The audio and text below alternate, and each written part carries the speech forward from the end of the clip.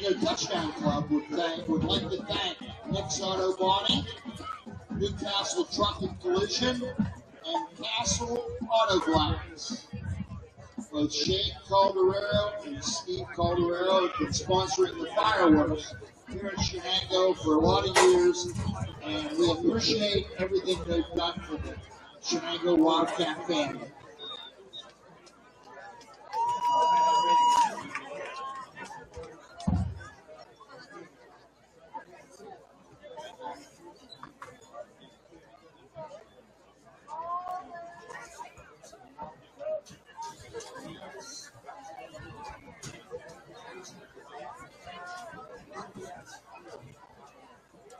Captains for the Wildcats, number 7, Andrew Johnston.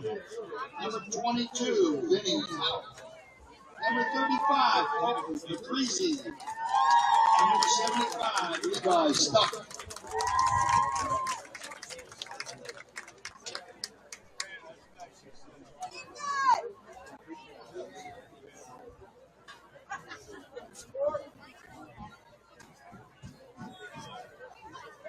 Shenango won the toss, has elected to defer to the second half. Riverside will receive the opening kickoff.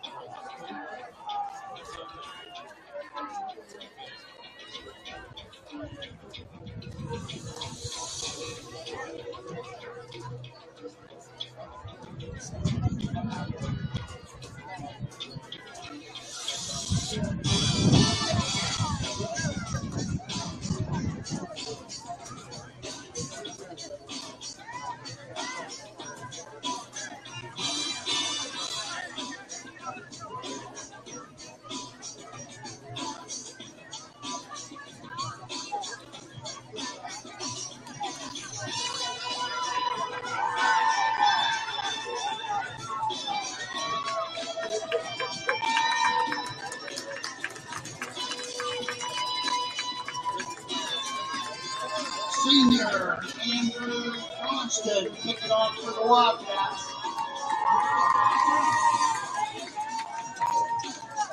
Hunter Garcia. Mason Holler back deep for Riverside.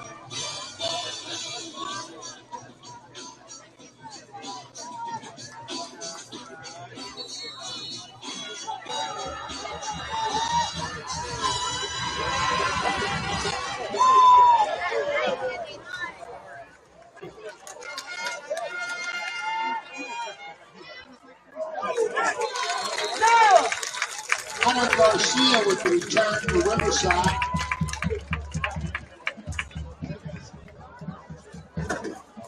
Connor Shire with a nice tackle for the Wildcats.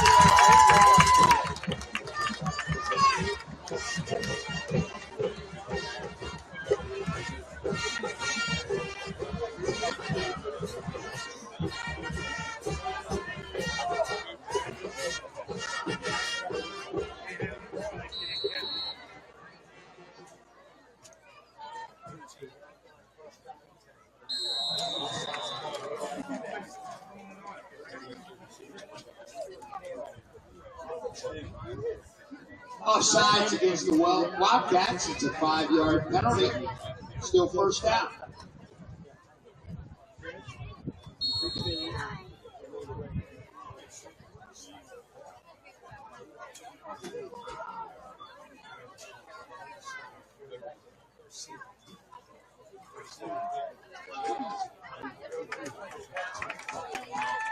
Robert Janis on the carry.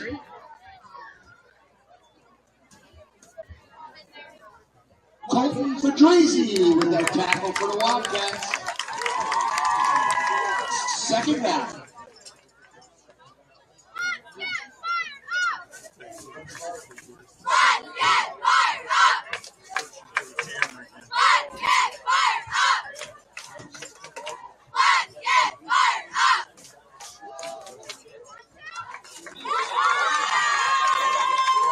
Robert Janis with the carry. Varsity with the tackle. Third down.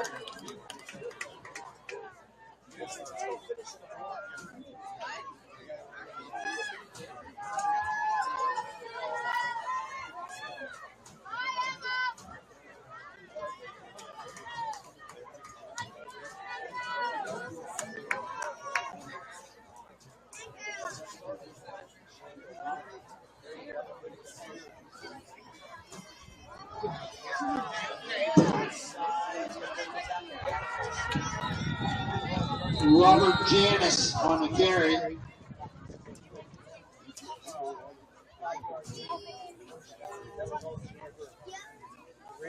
Trey Ross with that tackle.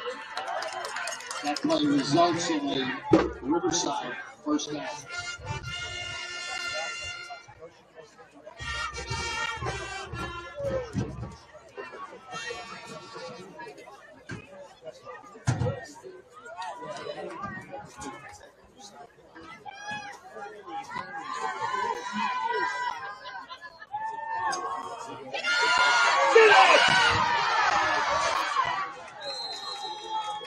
Robert Janis with the carry. Sam Patton with the tackle.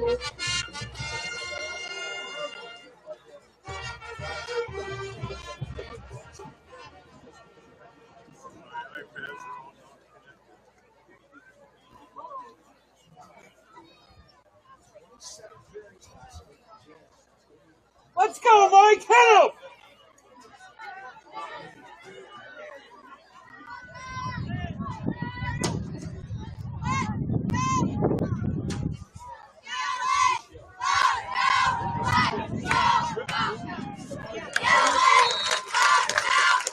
Janis on the carry.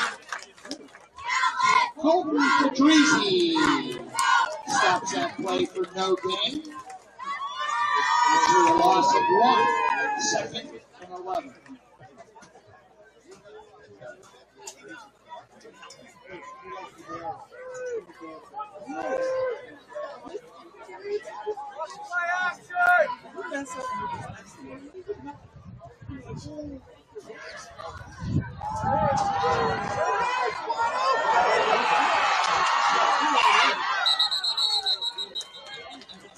That pass is complete to Joe Chill. Knocked out of bounds by Michael Kessler.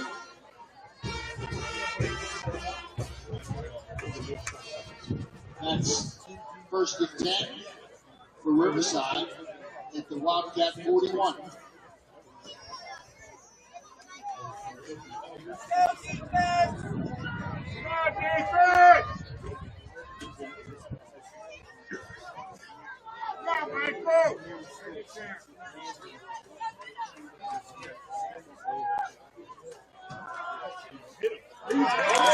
Robert Janis on the carry.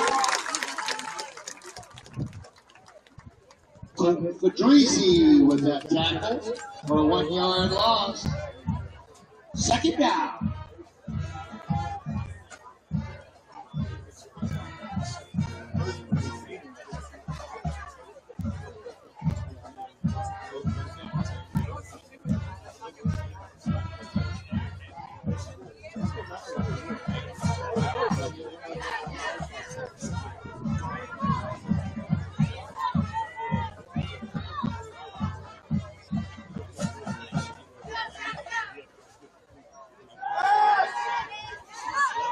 Get him!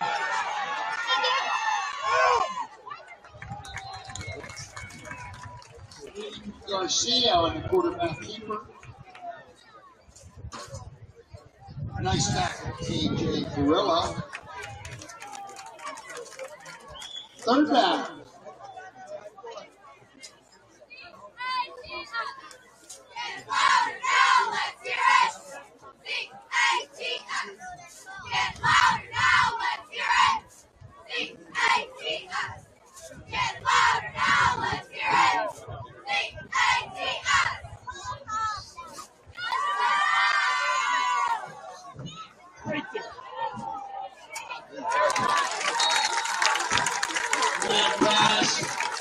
Ball's incomplete.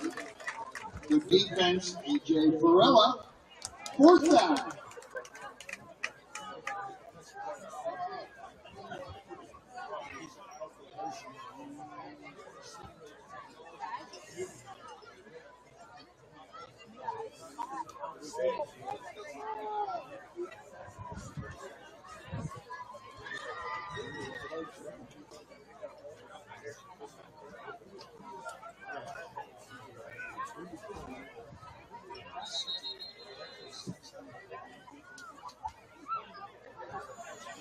Timeout, Riverside.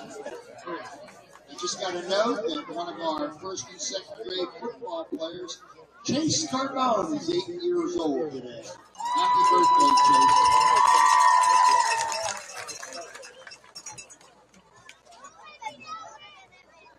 The Shenango Touchdown Club would thank everybody for buying the whiteout shirts. We sold 500 whiteout shirts. And none of that would have been possible without the help of Heather. Heather has a business here in Lawrence County and would like to thank her very much for the support. How about a big hand for Heather Campoli?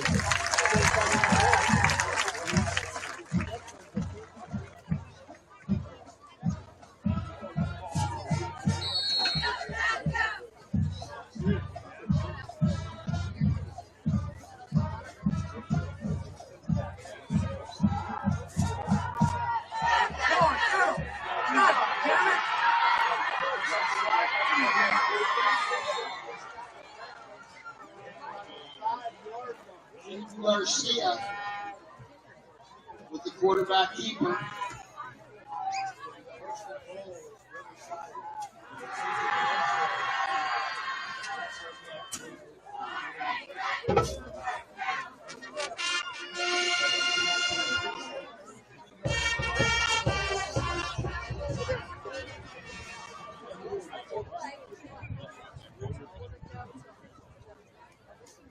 Nice run by Avery Garcia, knocked out of bounds.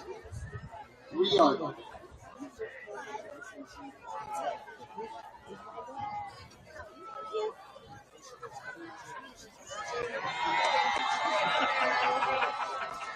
It's a touchdown. Janice.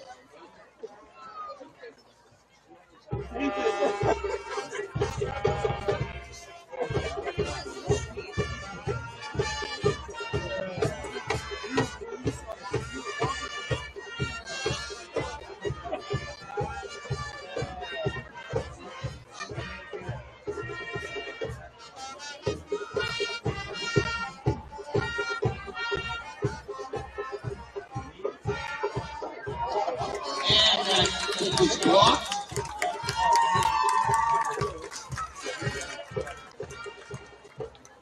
With 6:41 left to play in the first quarter, Riverside 6, Shenango 0.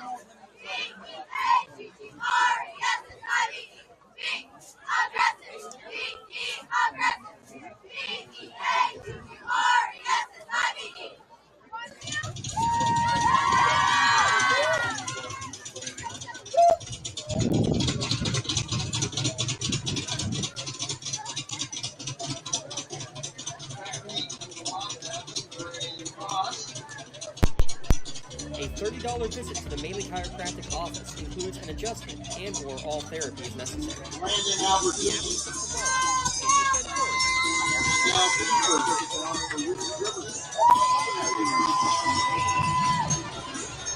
Kickoff is going to go to Trayton Ross at the 14-yard line. Then finds the middle of the field, has some room, breaks a couple tackles up to the 40-yard line. So a nice return by Trayton Ross. Your Coach's Marketplace scoring summary. Check out the cafe and bakery section. Place to go order online at Alexander Lucarelli. Wildcats make their first and 10. Their own 40-yarder.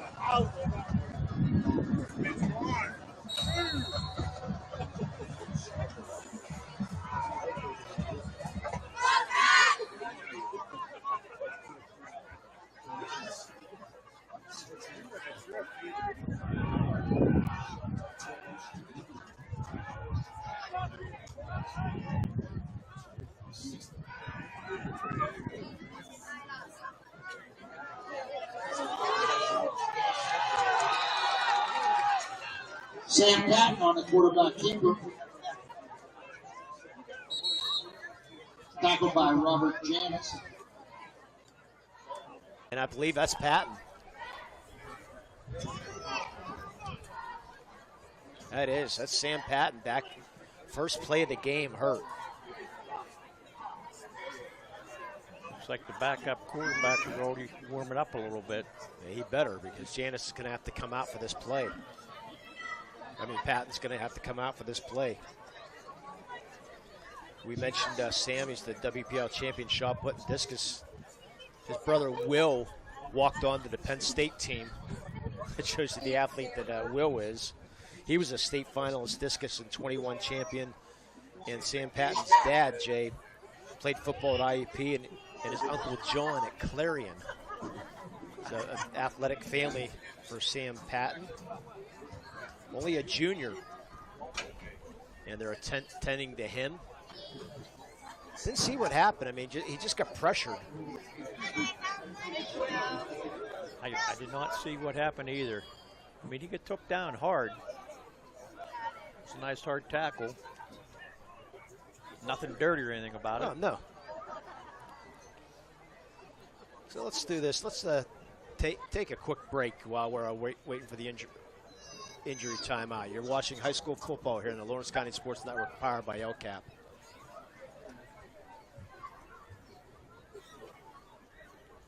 In workers' compensation, my clients are oftentimes not receiving their wage loss. They're not receiving their medical expenses. LGKG, they come to us so that we can put them in a position to pay their bills. If we're keeping our promises, our clients are getting the justice they deserve.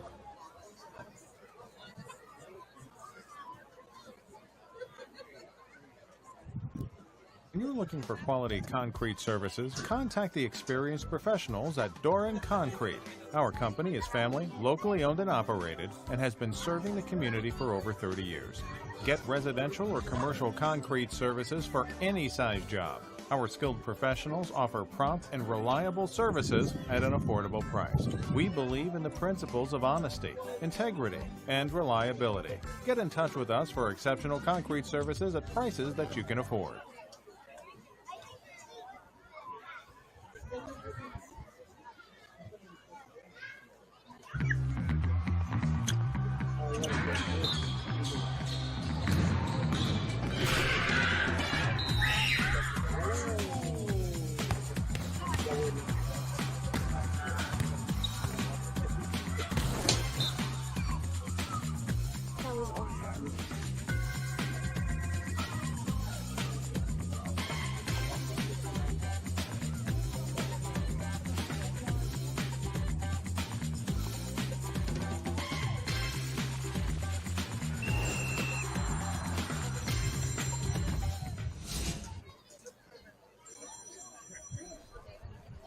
Welcome back to Shenango High School. They're still attending to Sam Patton, who's laying on the ground. The good news is, Jay, legs are moving, arms are moving, but they're being very cautious with Sam. And boy, you hate seeing that after what we're already dealing with from last week. And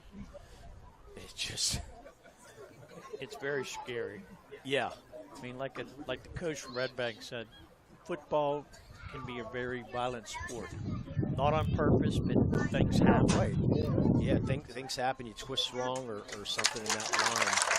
And he's not sitting up, which is a good thing. Really hate to see that first play of the game. I hate to see that anytime. Yeah. Let alone the first play of the game, but at least he's sitting up right now.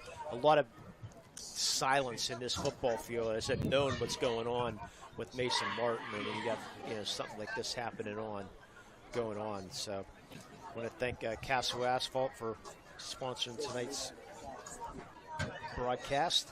Castle Asphalt Construction knows the importance of making a good first impression, no matter how elegant your home or office may be. Matching it with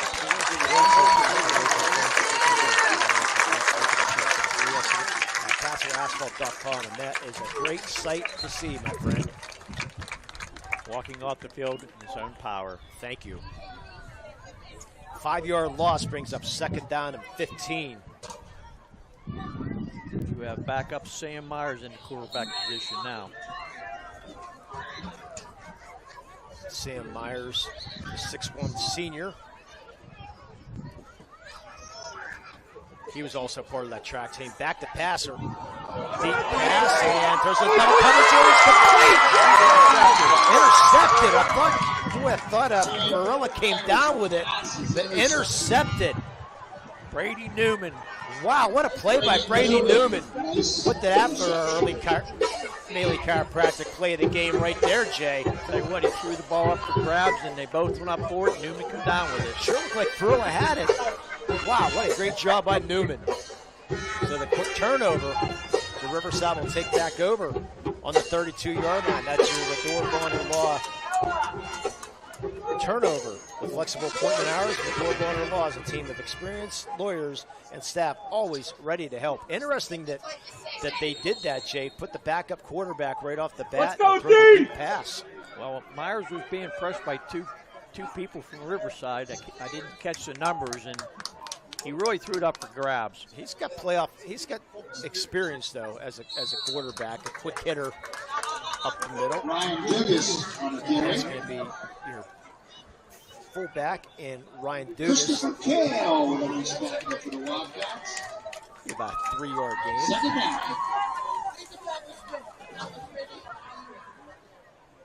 Second down, a long 7, short 8. How about that? That sounds good, Lee. 6-0 Riverside, 5.5 to go here, first quarter. Garcia, fake to Janis. Swing out left side, it's going to be complete. It's going to be a first down and more up to about the 48-yard line. Pass complete to Zach Hare. Garcia coming out throwing. 14 more yards. Trey Ross with the tackle. That was one of your keys to the game so far. He's doing exactly what he should do. Zach Hare, part of the baseball team, that undefeated WPL champion and state championship Riverside baseball team, Jay. We saw them play more than once. Yeah, Coach Ollie Astro. Somehow, we don't know how he's related, but Brockway Ollie Astro is on this team. They said he's related somehow. They just don't know how. So Janis, rolling, rumbling, tumbling, still going. Robert Janis on the carry. That's the strength of Robert Janis. Trey Ross with the He was tackle. hit probably 5 yards. He just kept driving. He got the first down. Nope, I guess it's short. Second A little down. short.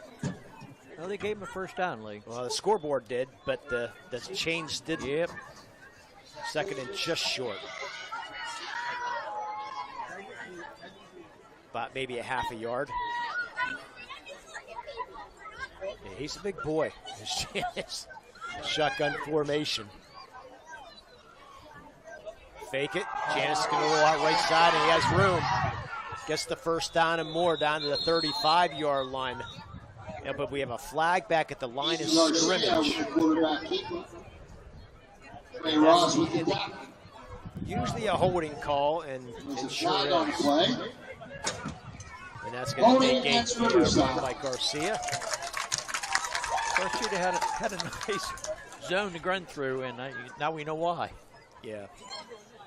And there's your new rule, because the hold was back at the 46-yard line, but the line of scrimmage is at the 43. So under the new rules of high school football, they take it from the 43. The old days would be back from the 46. So I'm starting to like that more. I mean, we both agreed that we didn't like it, but I'm starting to like that now. I don't know yet. Yeah. It's going to take me a couple more games to see it. The second down and 11 for the 47. Garcia picked up. That's Hare. Once pushes down one guy. Going to go for about 4 yards, but the stiff arm by Zach Hare. Riverside's thrown a couple good stiff arms. Playing very physical here early on. Well, they're trying to show who's the strongest team. Yeah, unfortunately, Sam Patton getting looked at still, so it looks like Myers is going to be your quarterback for still. 3:22 left here, first quarter, 6-0 Riverside. It's third down and about 7 for the Shenango 49-yard line. Thanks for joining us here on the Lawrence County Sports Network, powered by LCAP. Got to hurry, play clock down to 3, down to 2. They get it off, fake to Janice, throw it back outside, and it's going to be just a little long for Hunter Garcia. The sophomore is going to be fourth down. That play was rushed in the beginning, Jay. Yeah, he didn't get a chance to set his feet where I think he could complete a pass. Should bring on the punting unit. Going back to receive for Shenango is Landon Albertini and Trayton Ross, part of the baseball team here at Shenango. It's interesting, we talked to one of the coaches, he said everybody wants to play baseball here at Shenango. Why we only got 28 kids or 30 kids in a football roster. And like you said, he had a couple guys hurt already, so they'll get guys to step up. Well, Janice does the punting too. And he gets the good roll, bounces out of bounds. Let's see where it went out of bounds, about the 17-yard line. So good punt for Janice. 32 yards, no return. I thank Master Builders and Craftsman and GEN, family-owned and operated general contractor for 4 generations. Their extensive construction experience, design capabilities, and creative process allows us to help any project and meet any challenge. Building our community for 70 years. That's GEN, Master Builders and Craftsman. First down and 10 for the Shenango Wildcats, and your quarterback and Sam Myers. And that's going to be offside on Riverside. Hard count, drew 2 of the guys off. Not 1, but 2 were offside. In the game, we'll have our player of the game. Sponsored by MVP Insurance, where they coach clients to better prices, better coverage. Call MVP for the win. Run that play again, Lee. Yeah, make it first down and 5. So officially still only 1 play for Shenango here in this first quarter. Well, no, there was 2. The 1-2, yeah, correct. Handoff inside, it's going to be close to the first down. And that's your running back in Landon Albertini. And they're going to give him that first down and give him 6 yards for Albertini. Tackled by Nathan Hunter. Albertini's carry good for a wildcat. First down. Albertini listed at 5'9", 165, only a sophomore. Yeah, Myers played a lot of quarterback last year. Getting the play in now. Still 6-0 Riverside.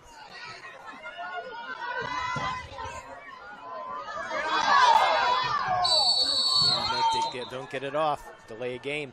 You can hear the fans getting anxious. Yeah, they changed the play, and then that doomed it right there. Well, when you got the second string quarterback in, the timing's just not there.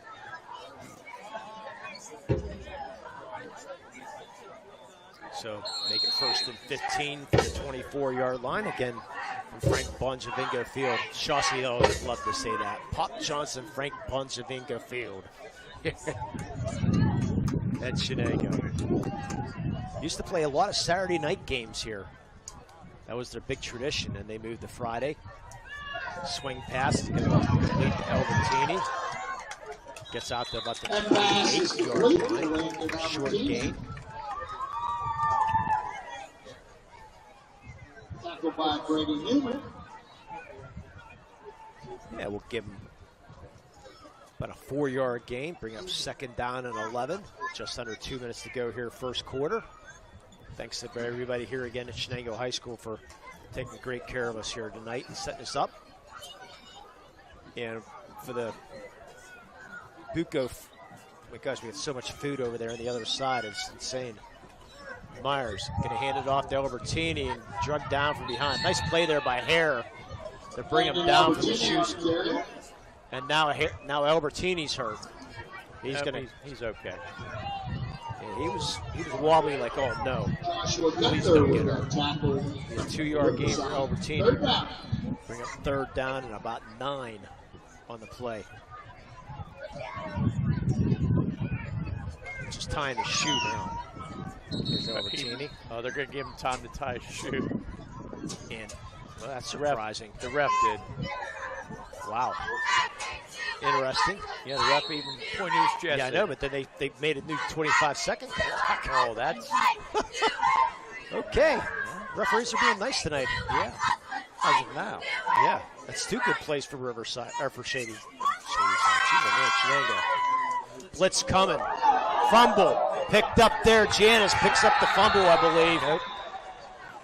No, that's number 48. That's Ryan Dugas. Ryan Dugas comes up with the turnover. So Medora Bonner Law turnover. The blitz was picked up. Janice came in and hit Myers. The fumble. Riverside takes over. Janice had the ball, then it bounced off of him, and then Dugas jumped on it, and he didn't get off of him. So 2nd turnover of the game here for the Shenango Wildcats. Riverside,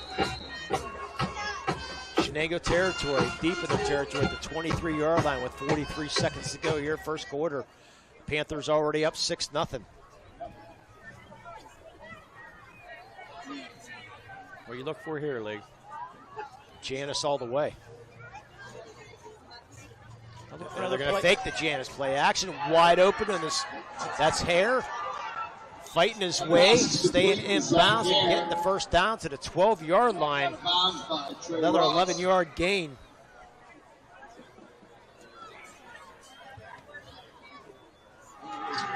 As Riverside enters the red zone. Make sure you stop by the red zone on Wilmington Road in Mechanic for all your county sporting apparel needs. Sporting goods, custom apparel, embroidery, and more. Voted best of the best in Lawrence County. 1st down and 10 from the 12, and now we're going to have a timeout taken by Shenango. Your Pauncey Insurance timeout. Pauncey Insurance, love the life you live. Worry free. I want to thank Maley Chiropractic. They said we're going to have our Maley Chiropractic play of the game later on, Jay. A great play usually involves great teamwork. One of the main advantages Maley Chiropractic has in the team aspect. 3 doctors, Dr. Maley, Dr. Argero, and Dr. Bowser, all learn from each other. New tips and tricks to help keeping you feeling. Also, tomorrow at the Shenango play in the game later on today, Jay. we have a They fall have festival. one Food, combination. crackers, live The music, interception 10 a.m. to 4 p.m. But it's early. Yeah. Shenango Community Park.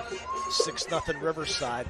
And Please they're still celebrate. looking at, unfortunately, injured quarterback Sam Patton sitting on the sideline, or sitting on the bench right now. They're still looking at him. So 1st down and 10 to the 12-yard line.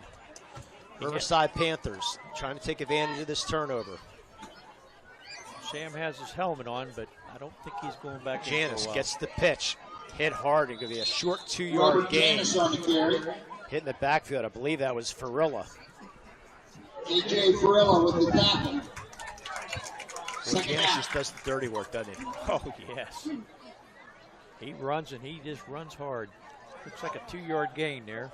Yeah, Anthony Farilla really That's playing the a nice end of the first linebacker here quarter. early on. Riverside 6. And that's going to do it for the end of the 1st quarter with the score Riverside 6 and Shenango nothing. You're watching high school football here on Lawrence County Sports Network, powered by LCAP. Right now, someone very special needs your help. This is Jack Lynn, CEO of City Rescue Mission. No one is beyond God's love and care. One person's life can affect another. Though you may never meet this person, you can make a difference in his or her life. Hurting men and women in our community desperately need food, shelter, and physical and spiritual care. Some are struggling with abuse and addiction. They feel alone, unloved, and forgotten. Individual, caring people provide their hope. You can help change the lives of men, women, and children. Visit cityrescuemission.org and help us today. does your blueprint not match the vision of your building project? Not with Creative Edge Architect. From concept to creation, Jeff Measle will help tackle the complex problem, creating design solutions and construction experience. Creative Edge gives you the edge, design, and construction. Wednesday, our Shenango Middle School football team will travel to Welcome back to second quarter action here from Shenango.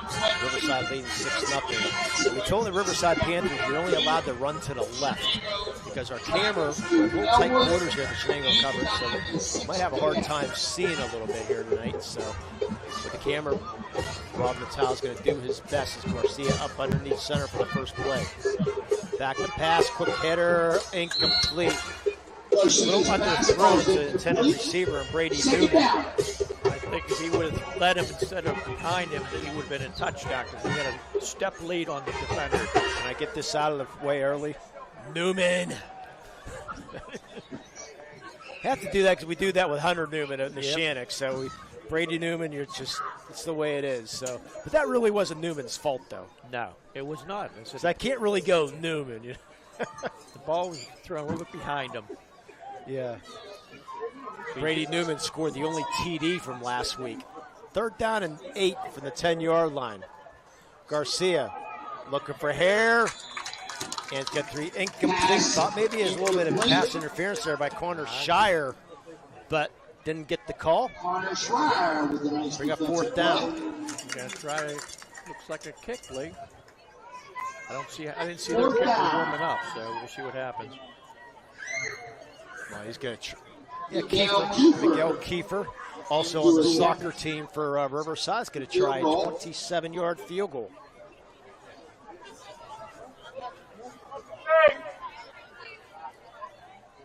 Good snap, kick up, line drive, and it's no good wide left.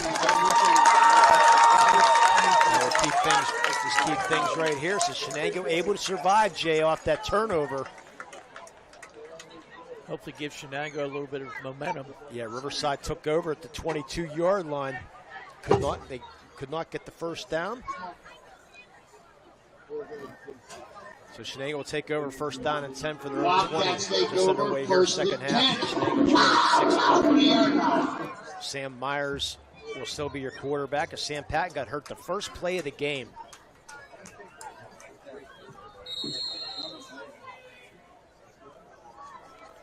Overtini's still your running back. And we still look a little confused out there, trying to look for an extra lineman. We need somebody to come in, and here finally coming in is Vincent Graziani. Got 7 seconds to get this play off. Better hurry it up here. They get it off. Albertini, nowhere to run. Landon Albertini. Give him 2. I think he's hit by Haller first, and then number 50. Joshua Gunther. Brandon Gasper finished him off. 2nd down. Already mentioned Gasper, the 5'11", 300-pound lineman. So they do give him 2, bring up 2nd down and 8. Again, just a gorgeous night, sun setting very nicely here at Shenango High School. Empty backfield for Shenango. Play clock down to 3. And they barely get this off, and Myers going to have to just tuck it and lose yardage. Shenango offense really struggling. He just can't seem to get the play in quick enough. Don't even tell me Myers got hurt. That's an offensive line, and that's a big loss right there. If it's a big one, right? Hopefully he's going to be okay. That's Blaise Dando. Dando, one of those players that never comes off the field. There's quite a few of them. I think he said actually it's Christopher Kale, number 62. Excuse me. He doesn't come off the field either, Lee. Yeah, Kale doesn't either. He's 5'8", 225-pound lineman. He's coming off of his own power, so they'll take a quick look at him, bring up 3rd down and 10. They're going to say no gain on the play, so I thought it would be a 2-yard loss, but they said nothing.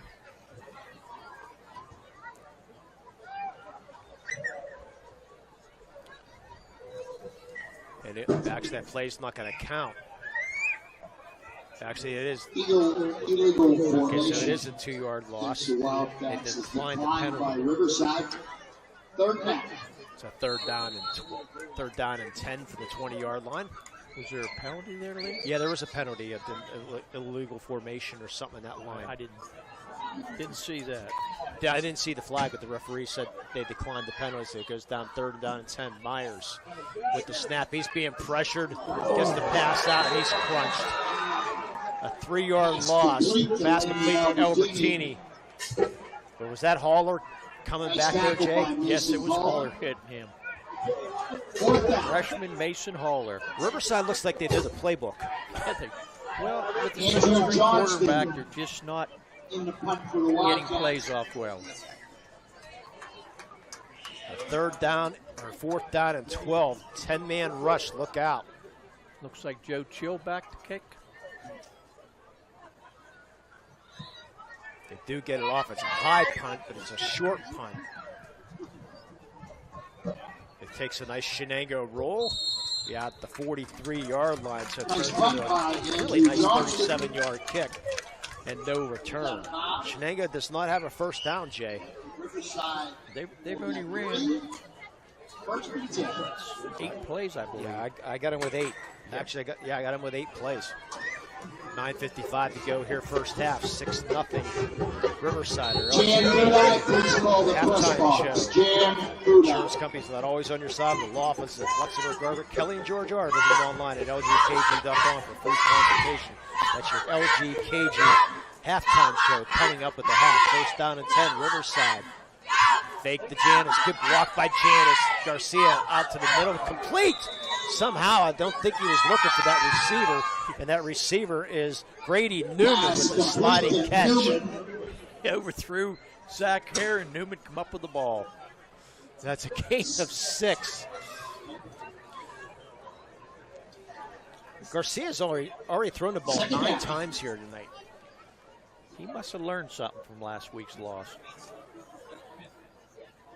Looking good so far. Second down and 4.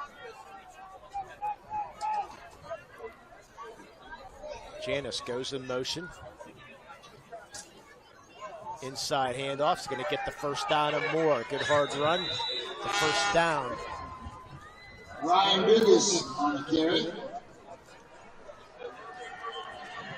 An 8-yard gain for the fullback. And Blaze Ego with that tackle. The first down. Actually, that wasn't Jonathan Maina. Flag on the play. Dugas. Yeah, I wrote down the wrong number. Yeah, it's okay.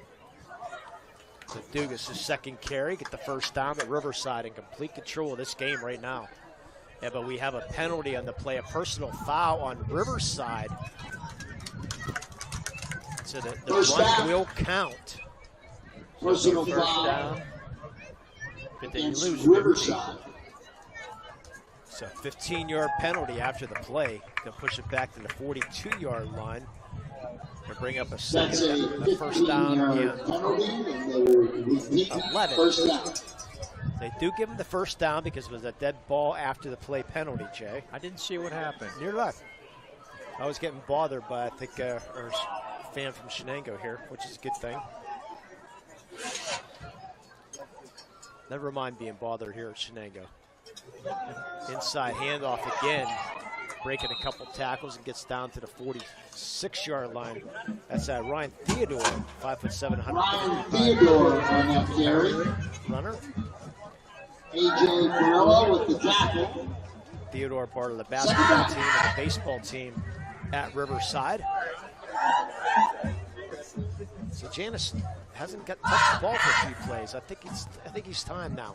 I think they wanted to get some other people involved in the game. Yeah, there he is. And there he goes.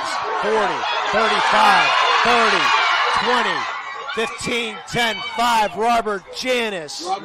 Untouched. 54 yards, Robert Janis.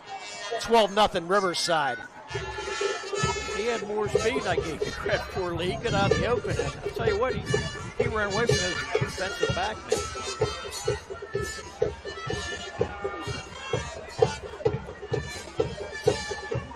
Candace with his second touchdown on the night. See if Riverside does decide to go for two, and they will.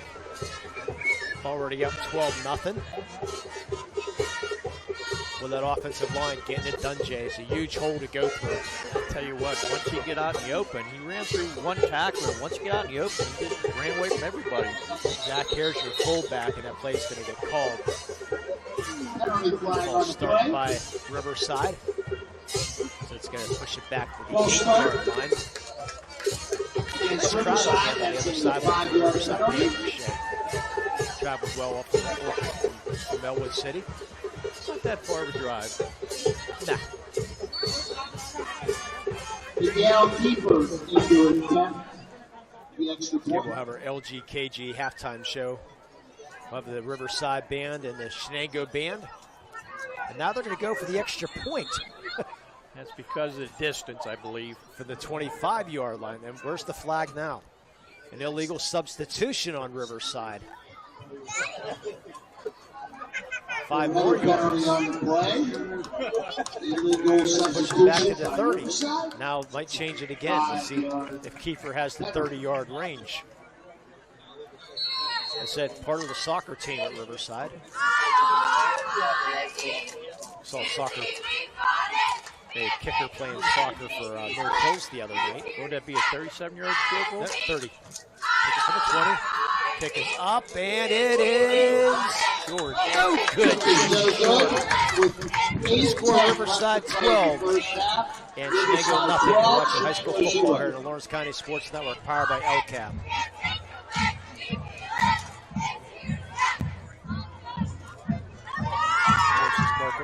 In workers' compensation, my clients are oftentimes not receiving their wage loss. They're not receiving their medical expenses. LGKG, they come to us so that we can put them in a position to pay their bills. If we're keeping our promises, our clients are getting the justice they deserve.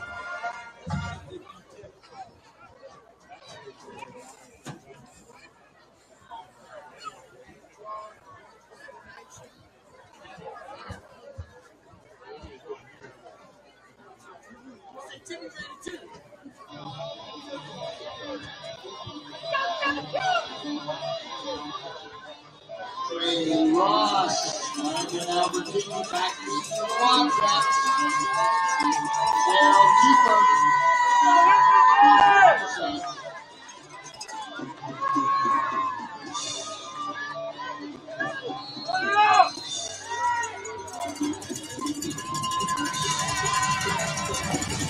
And welcome back. Kick's going to be taken by Albertini at the 9-yard line. Gets to the 25. Crushed at the 31-yard line. Good open field tackle. That's Jacob Jackson, the 5'10", 210-pound junior. He looks like he might be a little bit more than 210. Boy, he hit him hard. I only read what's on my roster. I know we did. And like I said, Ross just said to Janus was weighing around 185. We know he's bigger than that. Yeah. So Shenango trailing 12-0, 8:05 here left here first half. They take over first and 10 at the 31-yard line. They have nothing to show for anything right now. No first downs here early on. And here comes the Panthers. Myers going to look deep. Riverside interception.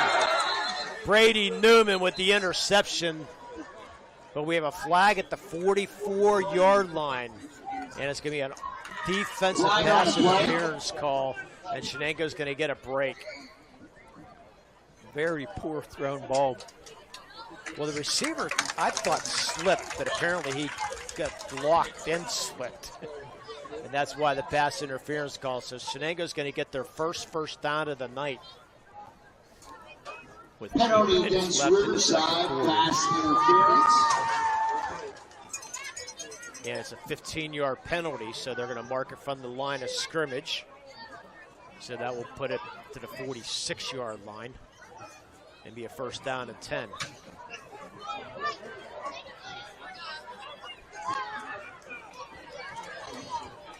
That pass interference is a 15-yard penalty. Where the results in a Wildcat first down. It's from the line of scrimmage, so first down and 10 for Shenango. Their first down, as we mentioned. Myers, throw. Complete. First down, that's for 16-yard completion for Sam Myers. That was a very good, well-thrown ball by Myers. Nice time. route there by Colton Fedrizzi, too, so your Myers Castle with conversion. Push down. Hurry up offense here for Shenango. Myers, quick out.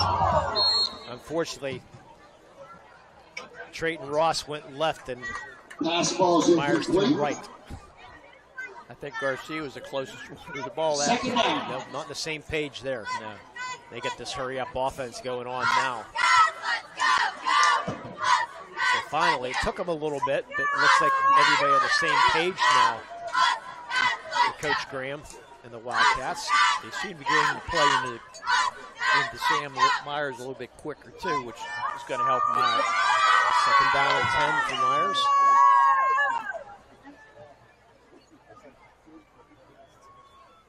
The snap, being rushed, throw, complete. That's Ross down to the 20-yard line. The 20-yard gain, Trayton Ross, part of the baseball team here at Shenango, and then Shenango goes up into the red zone. Wilmington Road. Check them out. And another Castle conversion. Looked like Janus went for the ball, and he didn't get nothing.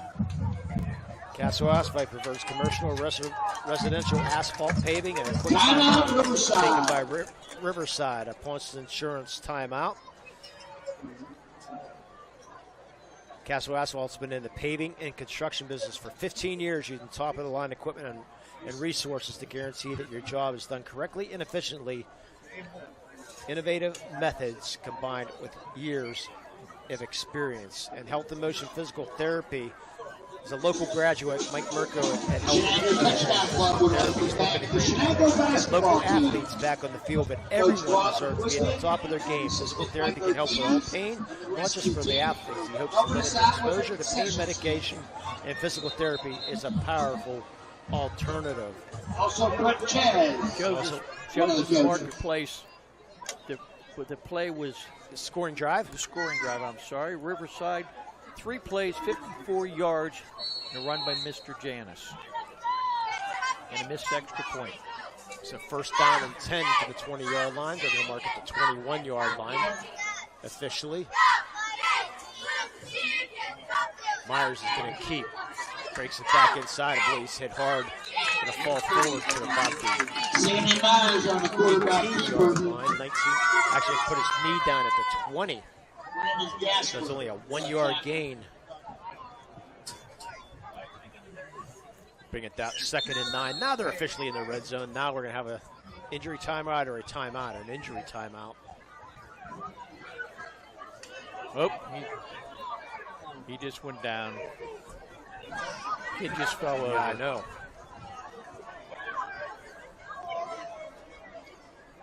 Wow.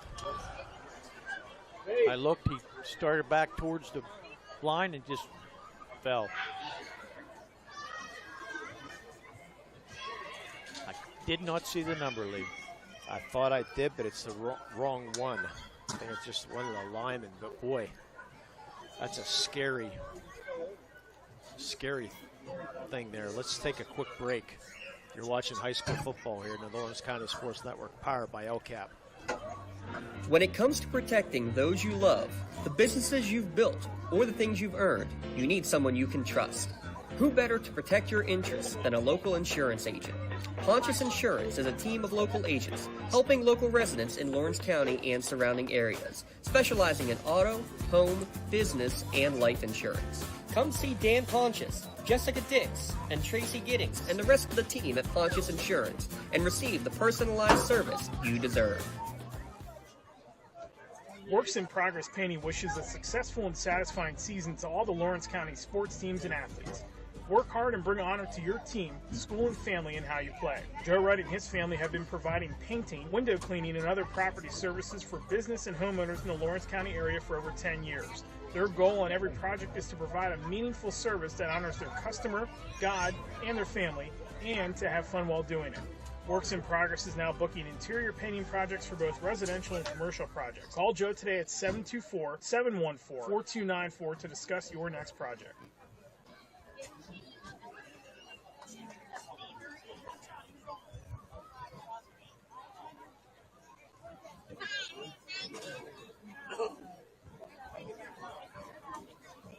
Does your blueprint not match the vision of your building project? Not with Creative Edge Architecture. From concept to creation, Jeff Measle will help tackle the complex problem, creating design solutions and construction experience. Creative Edge gives you the edge design and construction meet. And welcome back to Shenango High School. Scary moment right now is Michael Egito, 6'1", 180-pound junior on injury. And Jay, you mentioned you saw movement anyways. Yeah, I just saw some legs moving there. Wow, that was a scary. He's sitting up now. Amen. Almost looked like he just passed out. Yeah. He took a step and just fell right down. And again, you just, with what happened last week, that was a 12-0 Riverside with 6:45 to go here in the first half.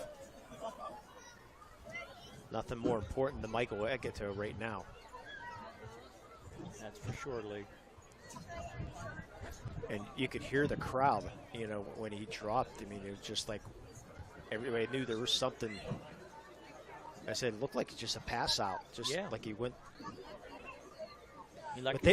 Before he passed out, before he dropped, a couple people were calling for somebody to come out. So he must have said, I would think he might have been saying something like, hey, I'm not feeling good or something's going on. So, but nonetheless, there's another great sight to see. Wobbly. Yeah. Yeah. Somebody grab his arm. Yeah. Yeah, it's non-section.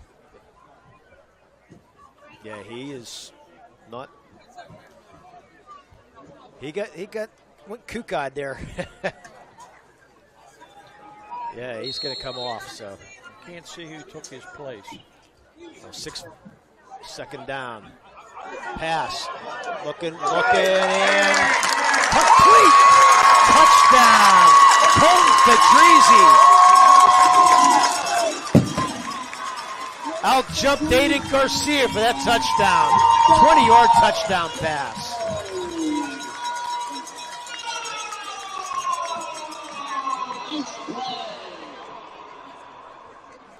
What a catch by Fedrizzi, Jay. I tell you what, he threw a jump ball and Fedrizzi's up over Andrew Johnston. Garcia to get that ball. And what the coaches say, and there's a flag already. An illegal substitution on Shenango. Our coaches were raving about Colton Fedrizzi, Jay, about how good of an athlete he was before the game. Yes, they said he's one to watch. 6'3", 215-pound wide receiver. Shouldn't be any problem for Andrew Johnson for the extra point. Like I said, we saw him earlier hitting from 45, which is going to be a 25-yard extra point. Like you said, shouldn't be, but you see, good hold. Oh, easy. Off the upright. He hit the upright, no good. That kick hit the upright. Kick is no good. 12-6. We'll just keep things right here, Rob. Left to play in the first half. Riverside 12, Shenango 6. So our Joseph's Marketplace scoring summary, Jay, sponsored by Joseph's Marketplace. Looks like 4 plays, a 20-yard.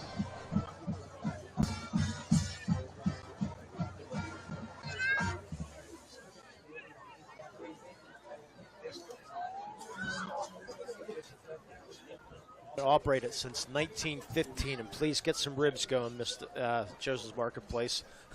When you get the ribs, you got to go get them. I missed them last year, unfortunately, but they like to cook ribs on the weekend during this time of year. So we will try to catch that sometime. Then our LGKG halftime show coming up. Deep to receive.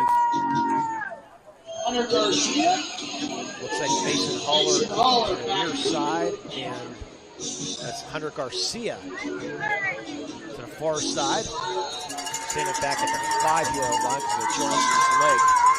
The last kick almost made the whole way into the end zone. This is a short kick. We take a guy by Garcia at the 10.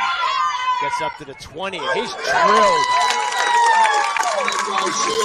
Good play there by Vincent Hauk, the 5'8" senior for the Shenango Wildcats. So Riverside will take over. That touchdown by Shenango woke them up a little bit. We're hoping here for the Shenango Wildcats.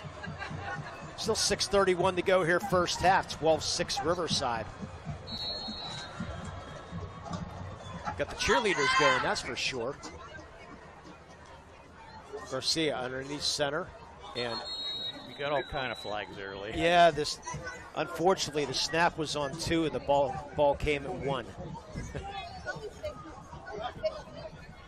Illegal procedure against Riverside. That's a halftime show. We have the Riverside Panther Band and the Shenango Wildcat Band as we devour the food that's into our left, Jay. Oh, I hope to get in early. I'm sure you will. No, I will. So was that a 5-yard penalty? Yeah. It's a first down and 15. Janice bounces off 2 people, breaks another tackle, gets to the outside, 25, 30, 35, breaks another tackle, knocked out of bounds at the 40-yard line, 25 more yards for Robert Janice, first down. He loves throwing that straight arm. It's a very physical Riverside Panther team. Yes, they are. When they hit, and when they run, you get punished.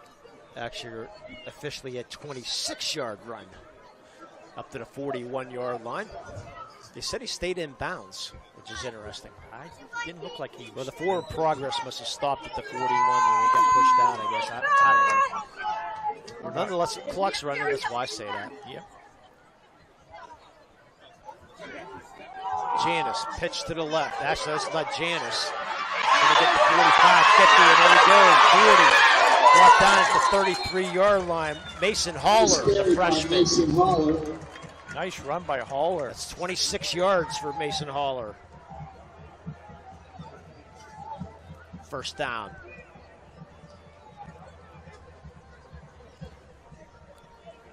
Now that offensive line, we've seen that work quite a bit, Jay. That pitch, the offensive linemen are really creating some holes when they get that ball outside. They have a hole, and they're hitting the hole well, not, instead of dancing around, they're just hitting that hole and going. Sometimes you get the running backs, they decide to juke and jeek, and don't do it. Play clock down to 5, gonna hurry this one up. They do get it off, hand off to Janice. Finds a hole down to the 25-yard line. That's going to be an 8-yard gain for Robert Janice. He's over 100 yards on the night. I didn't see who hit Janice, but he rolled right off him. Janice knocked him over. That's his 12th carry of the night so far. We'll have some stats, some very, very unofficial stats at halftime. Bring up second down and 2 from the 25-yard line. Clock goes down to 4:40 to go here first half. Riverside leads 12-6. Garcia in the shotgun, hands it off to Janice. Actually fakes it, turns the outside corner, gets down to the 15-yard line. He faked me out with binoculars on. 10-yard gain for Garcia. They're back into the red zone. Visit them on Wilmington Road, and that's a Castle conversion for the Riverside Panthers. I saw Janice. He stopped. They said, well, he can't have the ball. I'll tell you what, Hunter is really moving the ball well. I mean, he's really moving the ball well tonight.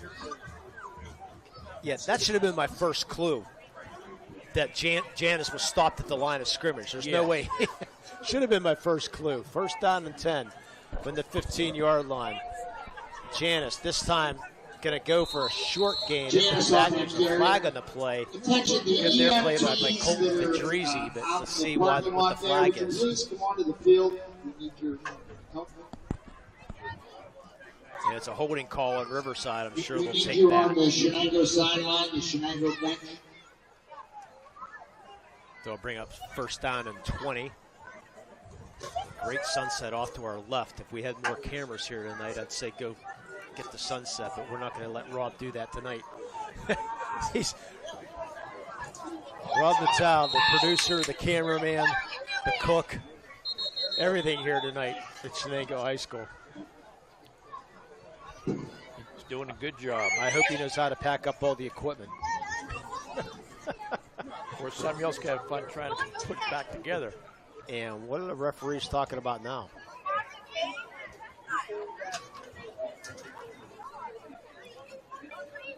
And we have an injury again. They're gonna. I think we're gonna get. Yeah, I think we might get an ambulance taken out here. Yeah, I think Egito is going to need some assistance. Yeah, I think we're gonna have a stoppage game here. As I believe that's the athletic director for Shenango going over and telling the officials, hey, we need to stop this game right now. And yeah, they're going to get Egito off here. So.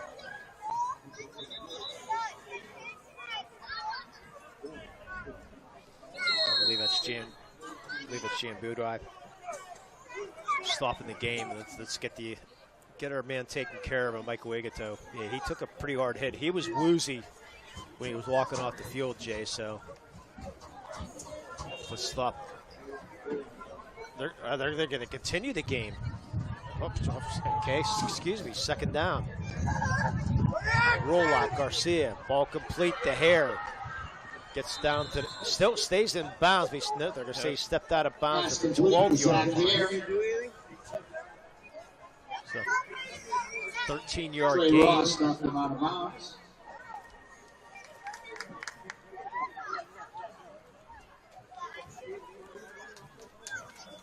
Bring up third down and about 4. Well, I thought they were going to stop the game here, but I guess not. They're checking his blood pressure now, it looks like. So third down and 4. As the clock winds down to 3:22 here in the first half. Garcia, hands off to Chance, 2 hands on the ball, breaks in short of the goal line, down to the 1-yard line. 10-yard gain, first and goal for the Riverside Panthers.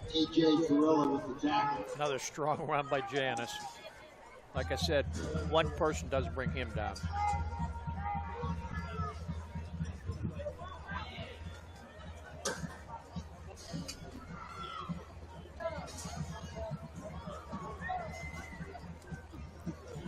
This should be Janice territory right now. No, inside, it's Janice for the 1-yard plunge. Riverside touchdown. Janice's third touchdown of the night, making it 18-6 with 2:56 to go here first half.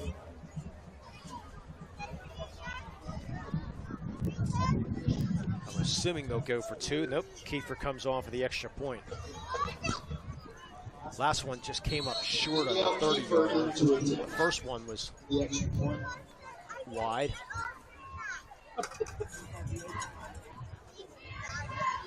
This one, much better, right through the uprights. Extra point is good, but the score 19-6 Riverside. We'll take a quick break. You're watching high school football here in the Lawrence County Sports Network, powered by LCAP. GEM building contractors and developers have a proven record of performance on any size project. They bring value, local craftsmanship, expert management to meet any challenge. From design construction, from inspection to budget estimation, GEM Builder has been building our community for 70 years.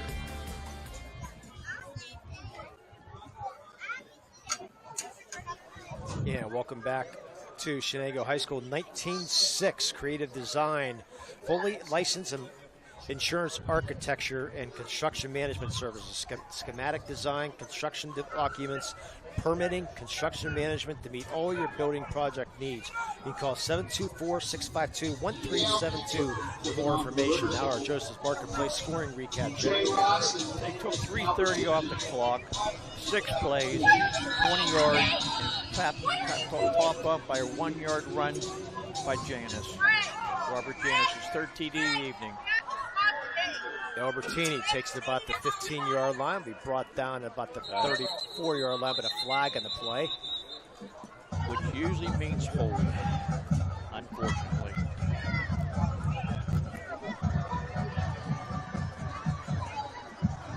The Riverside band off to our left, getting ready to warm up.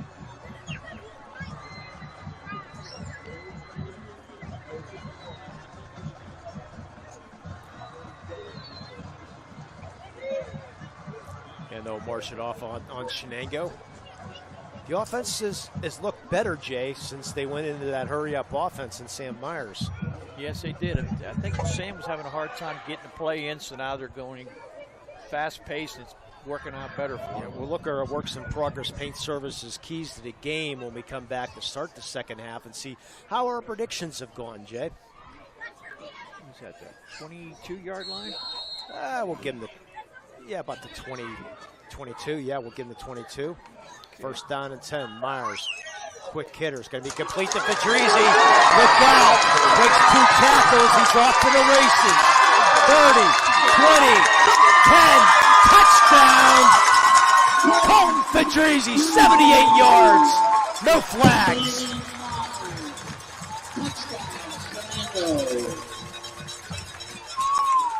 That's the way to answer a touchdown with one of their own. One play, 78 yards. 18 seconds later. That's just what Shenango needed. Andrew Johnston. And now the extra point.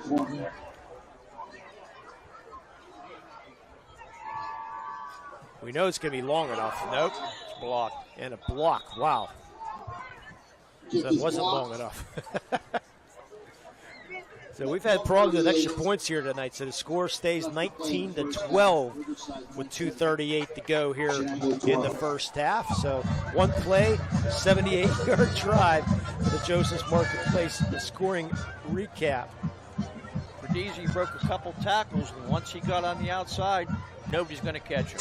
We're going to have our MVP play of the game tonight, Jay. Or player of the game tonight, MVP. Where they coach clients to better prices, better coverage. Call MVP for the win. That's your player of the game or wherever. Mainly chiropractic play of the game. Got a few to choose from there, Jay. I'll tell you what, it's going to be a tough one tonight. So with 2:38 to go here, first half. Got a good ball game.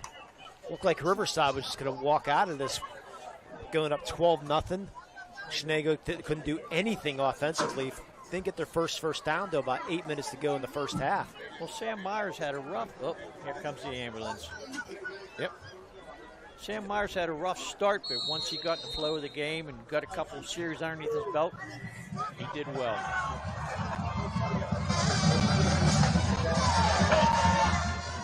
Kick's going to be taken at the 2-yard line. Come out to the 10, 15, 20. And he can be tackled there as Ryan Theodore at the 22-yard line. Let's see how Riverside plays this with a 7-point lead. Still got a couple timeouts in their back pocket. They'll take over from their own 21-yard line. I think it's going to be Janice time. Run the ball. If he breaks one, he does. If not. So Aiden Garcia's had a nice game tonight. Yes, he has. He's really learned from that first game.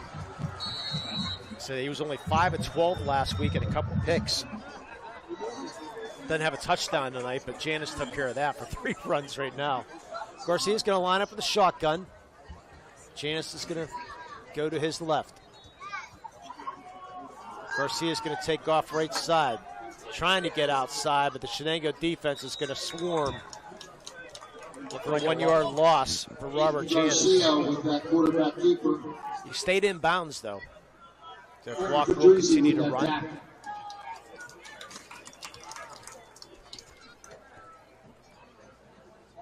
So Michael Agato still getting treated down on the Shenango sideline. Trying to get him in onto the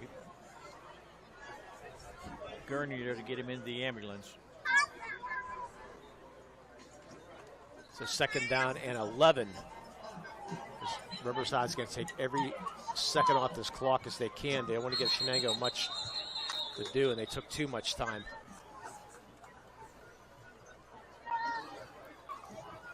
Well, actually, it's not a delay of game. I think it was an offsides penalty on Shenango.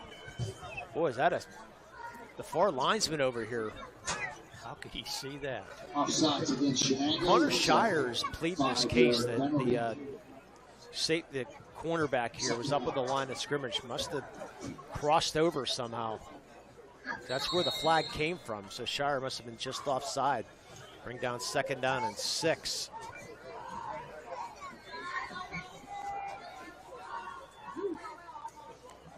Janis powers his way through 4 or 5 players, brought down at the 31-yard line.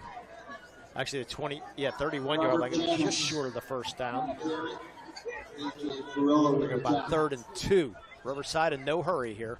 If they get the 1st down, they might call timeout. There's 1:20 left. I think they could be pretty happy with a 19-12 lead, Jay. I think so, too. Go in at half and take a break and regroup a little bit. Shenango does get the ball to start the 2nd half. A lot of teams do that. Do you agree with getting the ball in the 2nd half or not? Janis, both hands around the ball, breaks one tackle in the backfield, breaks another in the backfield, gets to the 35, the 40, out of bounds at the 42-yard line, an 11-yard gain, gets the 1st down, and you still have 53 seconds left, Jay. Don't really have a field goal kicker, maybe from 30 yards, so they got to get to at least the 15-yard line at Shenango to even stand a chance at a field goal attempt. They're good. So they got a long ways to go.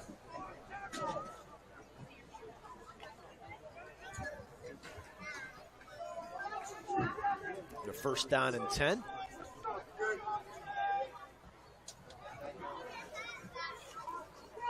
Inside handoff. Gain about 4 yards is the running back, Dugas. Riverside in no hurry. They're content to run this clock out. They only have to run one more play. Play clock at 29, clock at 34, so they're in no hurry. They might try something fancy, but I think they're just going to run Janis and see what happens. Yeah, he could go play action and try to go deep, but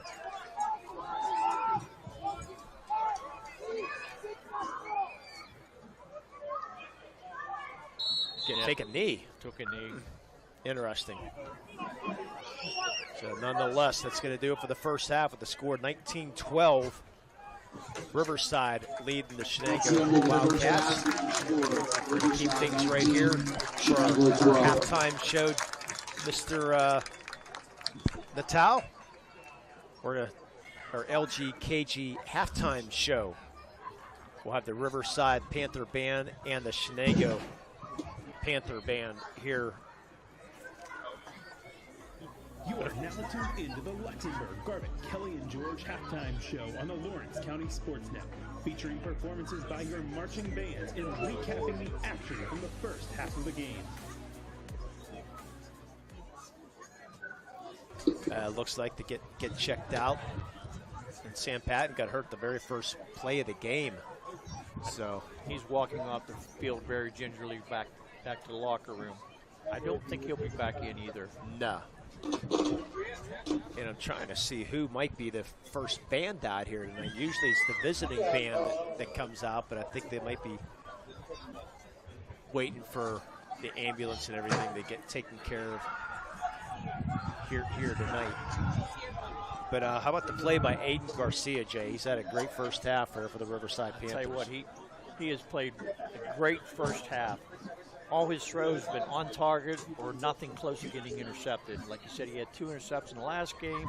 This game, he seemed to mature a little bit and learn from mistakes from past games. Yeah, he's 6 of 10 for 63 yards. in that first half, which is a pretty good first half for him. But Sam Myers, after struggling early, really they said they went that hurry up offense. It seemed to open things up a little bit. Yeah, it seemed to, like he said, he got a little bit control of the game. And when he first came in, I think he was a little bit tentative, a little bit just the jitters from not playing and not expecting to play. Because with Pat, he's going to be in most of the time. And Myers, he's starting to play a little bit better, getting control of the ball. He's making smart throws where a couple of his throws weren't too smart, I don't think. But he's making better judgments. But he's got Sam Myers is 6 of 8 for 125 yards and 2 TDs. The Colton Vergese, so Vergese up over 100 yards in their receiving. Let's see what. Actually, we're going to turn things over right now to our Riverside Panther marching band, and then after that we'll just keep things right here, and we'll have our Shenango Wildcat marching band also. So let's turn things over to our P announcer here. We'll turn the microphone up and let you, for your listening entertainment, the Riverside Panther marching band. When injuries get you sidelined, don't trust just anyone to get you back on the field. Visit Health in Motion Physical Therapy in Shenango Township. They want to get you back to the top of your game as quickly as possible with certified orthopedic and manual therapy. At Health in Motion, you receive quality one-on-one time with a board-certified physical therapist. Get the next generation of physical therapy to help in your recovery. Health in Motion is the first PT clinic in Western Pennsylvania to use the Nuvie, the neurobioelectric stimulator, in their therapies. Their technologies can reduce your time on the sideline from 3 or 4 weeks to just 3 or 4 days. Don't wait for months to see improvement. Notice a difference after your first visit to Health in Motion, keeping you moving. Now our Riverside marching band. The green and white opens up with one of Green Day's answers, 2016 album Revolution Radio. Here is Bang Bang.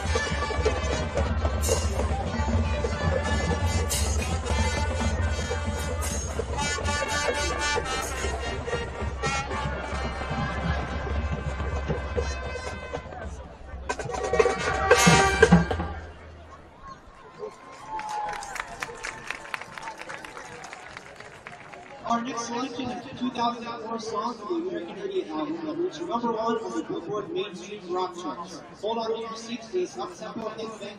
Here is Holly.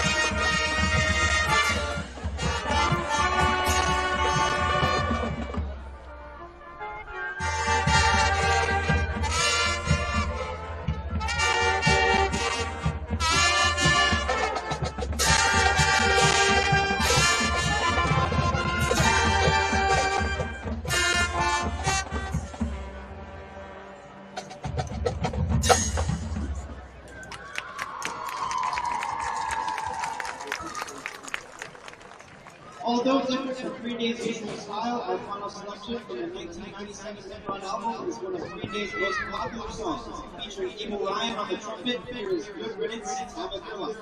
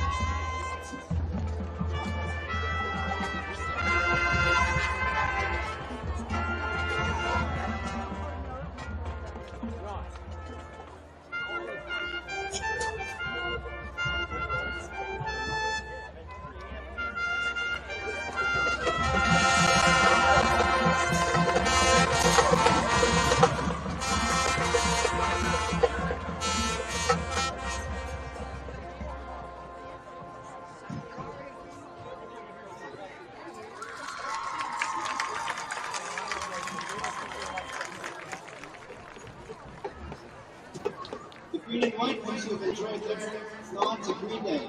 The Panther Band is directed by David Winthrop with assistant directors Levi Fleischlander and Joey Schmidt. Auxiliary sponsor Brittany Reese and auxiliary instructor Bobby Ryan. The band would like to thank the Booster parents and Riverside community for their help and support. Go Yankees!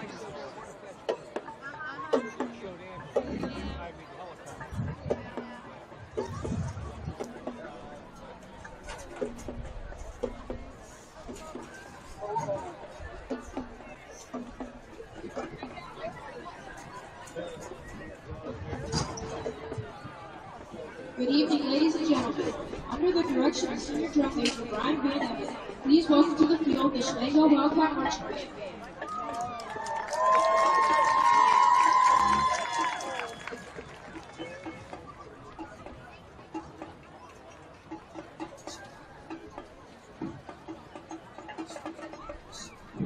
We open our performance with a medley of songs from the band popular in the early 2000s that originated in Poway, California.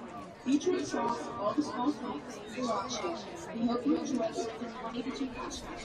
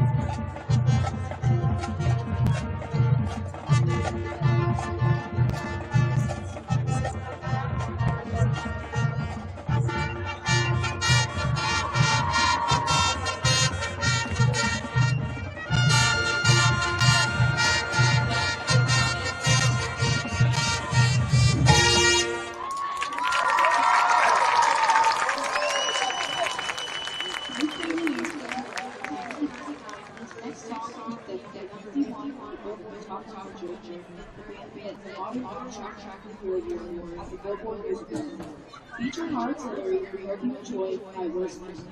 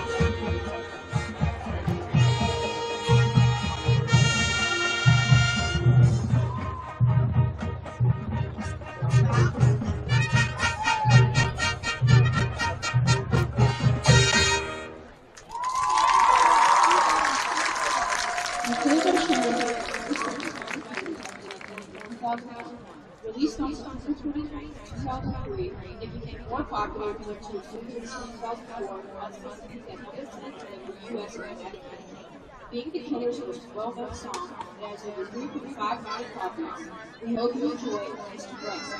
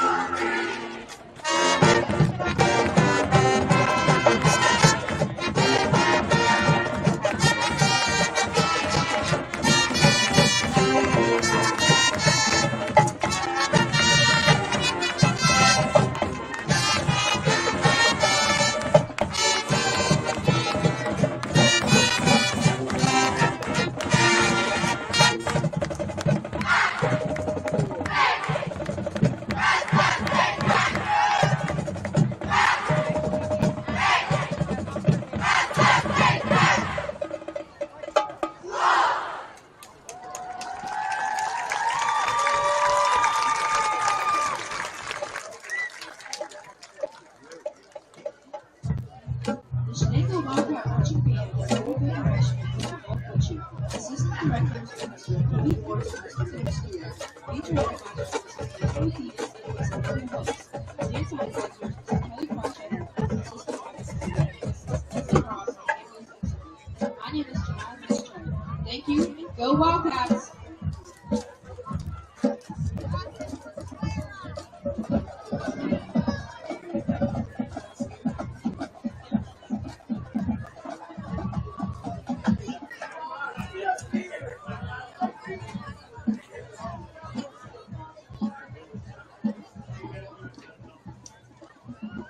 Looking for a unique way to expand your business? Advertise on Lawrence County Sportsnet and be seen by thousands of viewers in the area and around the country on over 100 broadcasts each year. Visit lcsportsnet.com and click Advertise on LCSN. And welcome back to our LGKG halftime show. Already got it, Jay. Oh, okay. Taken care of. But thanks for checking out on us. Our great performances by the Riverside Band and our Shenango Band as we are here at our LGKG halftime show. So pretty good first half, Jay. Scoring recap sponsored by Joseph's Marketplace. Janice with a 3-yard run with 6:41 to go in the first quarter, making it 6-0. And with 8:10 to go in the first half, Janice with a 54-yard run and a nice pass from Myers to Fedrizzi at 20 yards, making it 12-6. Then Janice with a 1-yard run, making it 19-6. And then a 78-yard pass from Myers to Fedrizzi, 19-12. But a fun first half. Unofficial stats, Janice 15 carries, 151 yards in that first half with 3 TDs.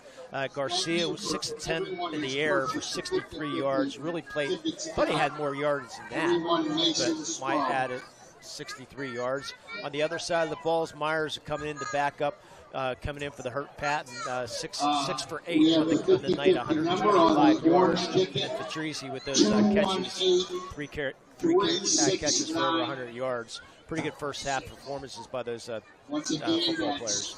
As a backup, Myers really did a nice job coming in off the bench cold, and at first he was a little bit shaky.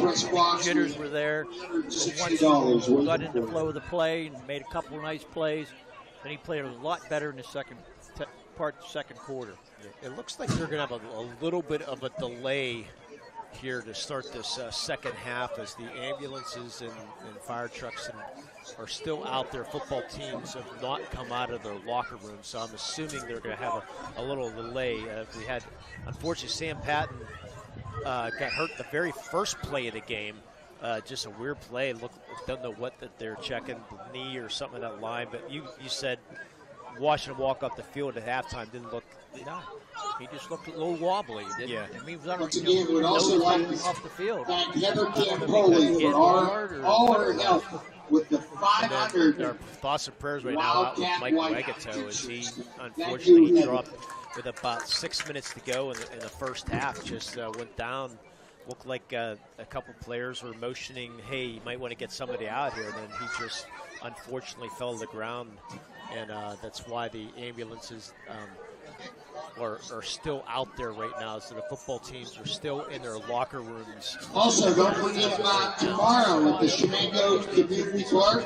We have So the Fall players, Festival. I believe, to stay in their We have homes right now. 45 vendors. I've heard rumors, We but I have don't 2 want to. food They trucks. might be calling them, We calling have off the rim, but I do not know. 3 bounce houses I for don't the, want to start. for the kids. Yeah, until facts are facts. We'll be there from 10 to 4 tomorrow. They did attend Michael Wegato. We know he did go out in an ambulance, so unfortunately, and not going to speculate anything. It's actually Shenango Community It Fall looked like he had a Festival. neck brace on to me, but of course that's just precautionary. When Everything, Come on yeah. out When and you see get, when you're not Andre moving, and I mean, he was Mark moving a little bit, and you don't want to. We're not doctors, and I'm not, and we don't have any idea. We just know, the hospital, that people from the ambulance and everybody, the trainers and everywhere are out there treating them and taking the best care. So that's what's going on here at Shenango High School. Go from other scores around. Union leading Cornell 13-12. So Union again in a battle for the third week in a row.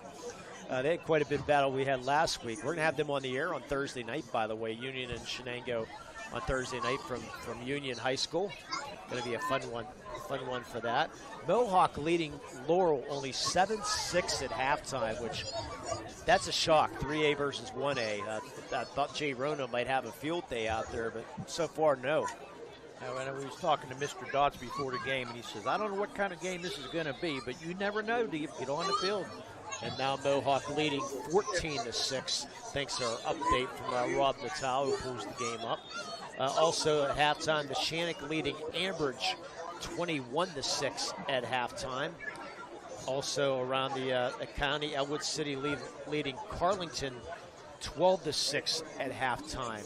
I thank Tweety Bird from State College giving us our updates. Thanks, Tweety Bird, for making sure we're on the air also. But a lot of fun scores around the WPL. North Allegheny leading McDowell 22-16 at halftime up in Erie, Pennsylvania. Pine Richland leading Penn Hill 17-16. Avonworth is leading Stowe Rocks 41-0 at halftime. And we had to mention that score because Jay's grandson plays for, and my nephew, actually my great-nephew, plays for the Avonworth Antelopes. He's a freshman. He's actually getting playing time tonight because of their lopsided score. Seneca Valley now leading Cannon McMillan 31-0. Kicker from Pine Richland, 48-yard field goal tonight. Yeah, one of the best legs in the WPIL. Farrell leading Grove City 13-0. Bell Vernon in a battle right now. They're tied at 7 with McKeesport at halftime. Quentin Mark, 3 carries, 4 yards for the Penn State recruit. McKeesport doing a great job on him so far. I'm trying to find the name of that kicker right now. I know it's right here. Grant Argero, 48-yard field goal. So 6'2", 195-pounder. I heard about him. I heard he's got a great leg, and it sure does. Yeah, see if we can find some other scores going around. Butler, I always have to give the Butler score because since you grew up in Butler, I live in Butler. They're down on the south side tonight, taking on the Brashear Bulls. We'll see. Brashear really struggled the last their first 2 games. So I think that's going to be it for our updates right now. So let's do this, Rob, as we wait. Let's take a couple breaks, then we'll be back for our LGKG pregame or halftime show. We'll be back with our works in progress paint services. Take a look and see how our predictions have been going. Well, we're going to take a quick 2-minute break. You're watching high school football here in the Lawrence County Sports Network, powered by LCAP.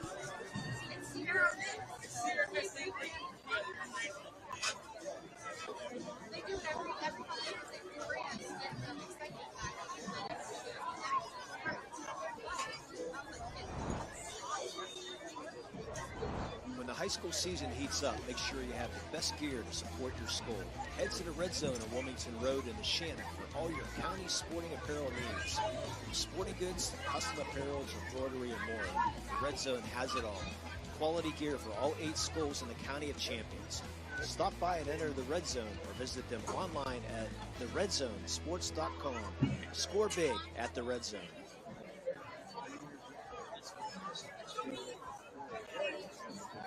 Castle Asphalt and Construction is driven to provide quality, cost-efficient pavement-related services to Western Pennsylvania.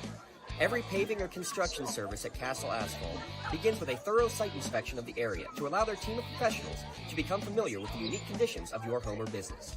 Once the site inspection is complete, Castle Asphalt provides you with a detailed plan of the design, cost, materials, and time of completion, so you know exactly what to expect during your construction.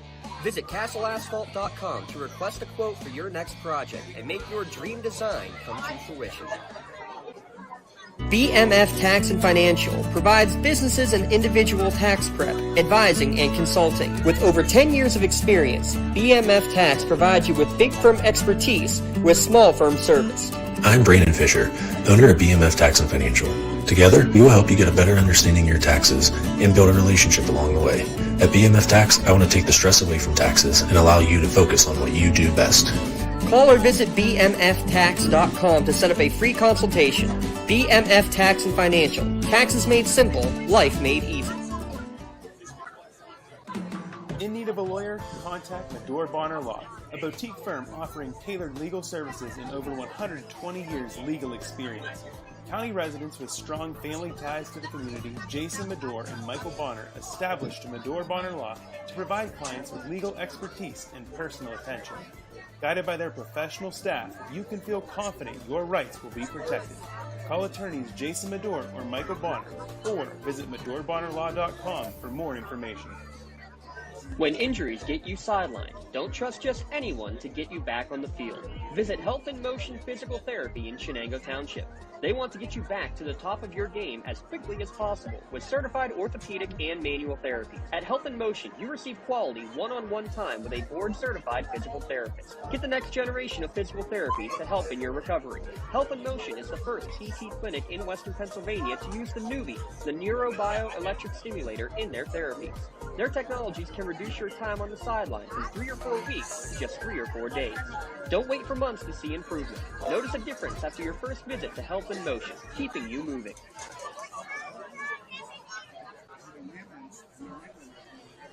And welcome back. It's halftime here at Shenango High School.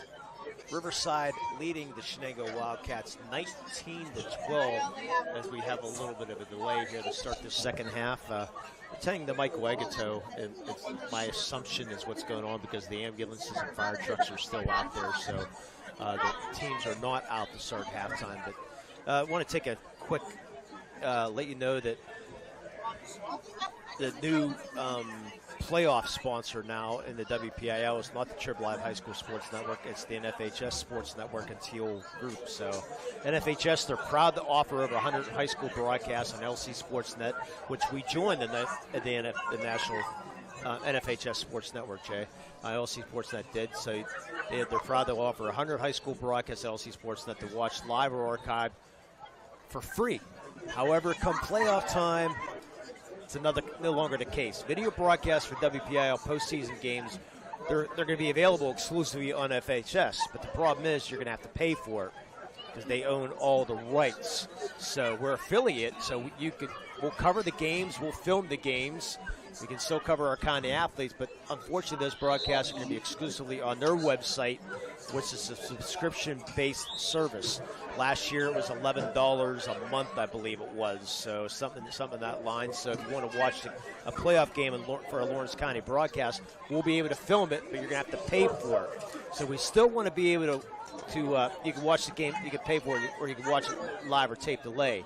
It's the only way to watch it because there's no going to be other way because they own all the broadcast rights. So we hope to offer audio-only broadcasts for free to go along with the pay-per-view video streams. So, but we need your help to make it happen. So you can message us on social media or email Network General Manager Mr. James Dotson for more information. So a big change on that because last year, being part of Trib Live, they owned all the broadcast rights. We were part of that. We were able to do everything, except the championship game had to be audio only. But this year, every playoff game is that way. So it's a big change of things, and they charge for each and every playoff game, not just one lump fee. So it's a big difference. I know we're not going to like it, but we don't have too much for choice no matter.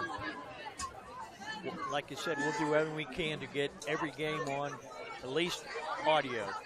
Yeah, and we're hoping to get as many as we can on video, but we'll see what happens. Yeah, it just unfortunately we're gonna need your help to be able to do that, and that's just unfortunately the way today's society is. Everything's trying to go for paid services. I really believe, Jay, I really believe that the Super Bowl is going to be paid one day. You're going to have to pay to do it, and everything's going that way. Well, even some of the NFL games, you have, like on Thursday, you have to have, I think it's Prime Video or something, or you can't watch them. Is it Amazon yes, too? You have to have Amazon. Or something like that. I don't know. Amazon Prime. Yeah, and that's the only way you get the NFL. And then the Pirates lost their broadcasting to Sportsnet, dropped people, and it's just... I've been able to watch a Pirate game or a Penguin game for 2 years almost now. Well, it's not a bad thing not watching the Pirates. Well, Penguins, on the other hand. Well, like I said, I know. I'm a Pirate fan. I have Dish, and I can't even watch any of them. Right. It used to be AT&T Sports, and they took that office. And then we lost Channel 11, they took that office. And they had a thing on the TV the other day. They was talking about taking Channel 4 WTAE off. Well, that's one reason why I cancel cable when it's $140 just to watch. And I watch three things: weather and sports. So, I mean, I watch maybe 3 channels. I'm not paying $140 a month for 3 channels. It didn't. So, and being in radio and being part of this broadcast, I enjoy listening to games on the radio. So I listen to Greg Brown and Bill Hillgrave, a little tough, but still be able to listen to the games. On the radio, which is a good, good thing. So they fired both the broadcasters for the Penguins. Well, they let him go. They fired him. But anyways, we digress. Some more out-of-town scoreboard. Bell Vernon, we mentioned Bell Vernon and McKeesport 7-all. South Fayette and Montour. South Fayette up 28-18 on Montour. Steel Valley and Seton LaSalle tied at 7. The big shocker there. Bishop Canevin and Keystone Oaks tied at 7. Shaler and Plum tied at 7. Actually, Cannon McMillan leads Seneca Valley 31-0. I thought that was the other way around. Central Catholic leads Bethel Park 35-6. And some bad news in high school basketball, Jay. Farrell and Sharon aren't going to be playing high school basketball this year. They're not? They're not playing basketball. Well, no. Against each other. Oh, okay. Against each other. I'm sorry. I thought you meant. No. They're not playing this year. They hope to get the program. They hope to get back something again in 24-25. But that's a shame because those are 2 fun programs to watch in Farrell and Sharon. I'll tell you what, they play basketball, they go at it. I love watching good high school basketball, which we get to watch a lot of during the year. We are at halftime here at Shenango High School. We are in a delay, unfortunately. It's 19-12 Riverside here at halftime. Try to see if we got some other updates going around the WPIL. North Allegheny now leads Erie McDowell 29-12 right now, and Central Catholic now leads 55-20 as Peyton Wayner scored a 7 touchdown in the first half. Referees are finally coming out onto the one referee coming out onto the field anyways. Oh, there's the other one down here coming. You got a couple probably going to give the play clock 5 minutes on the clock, it looks like. Yes.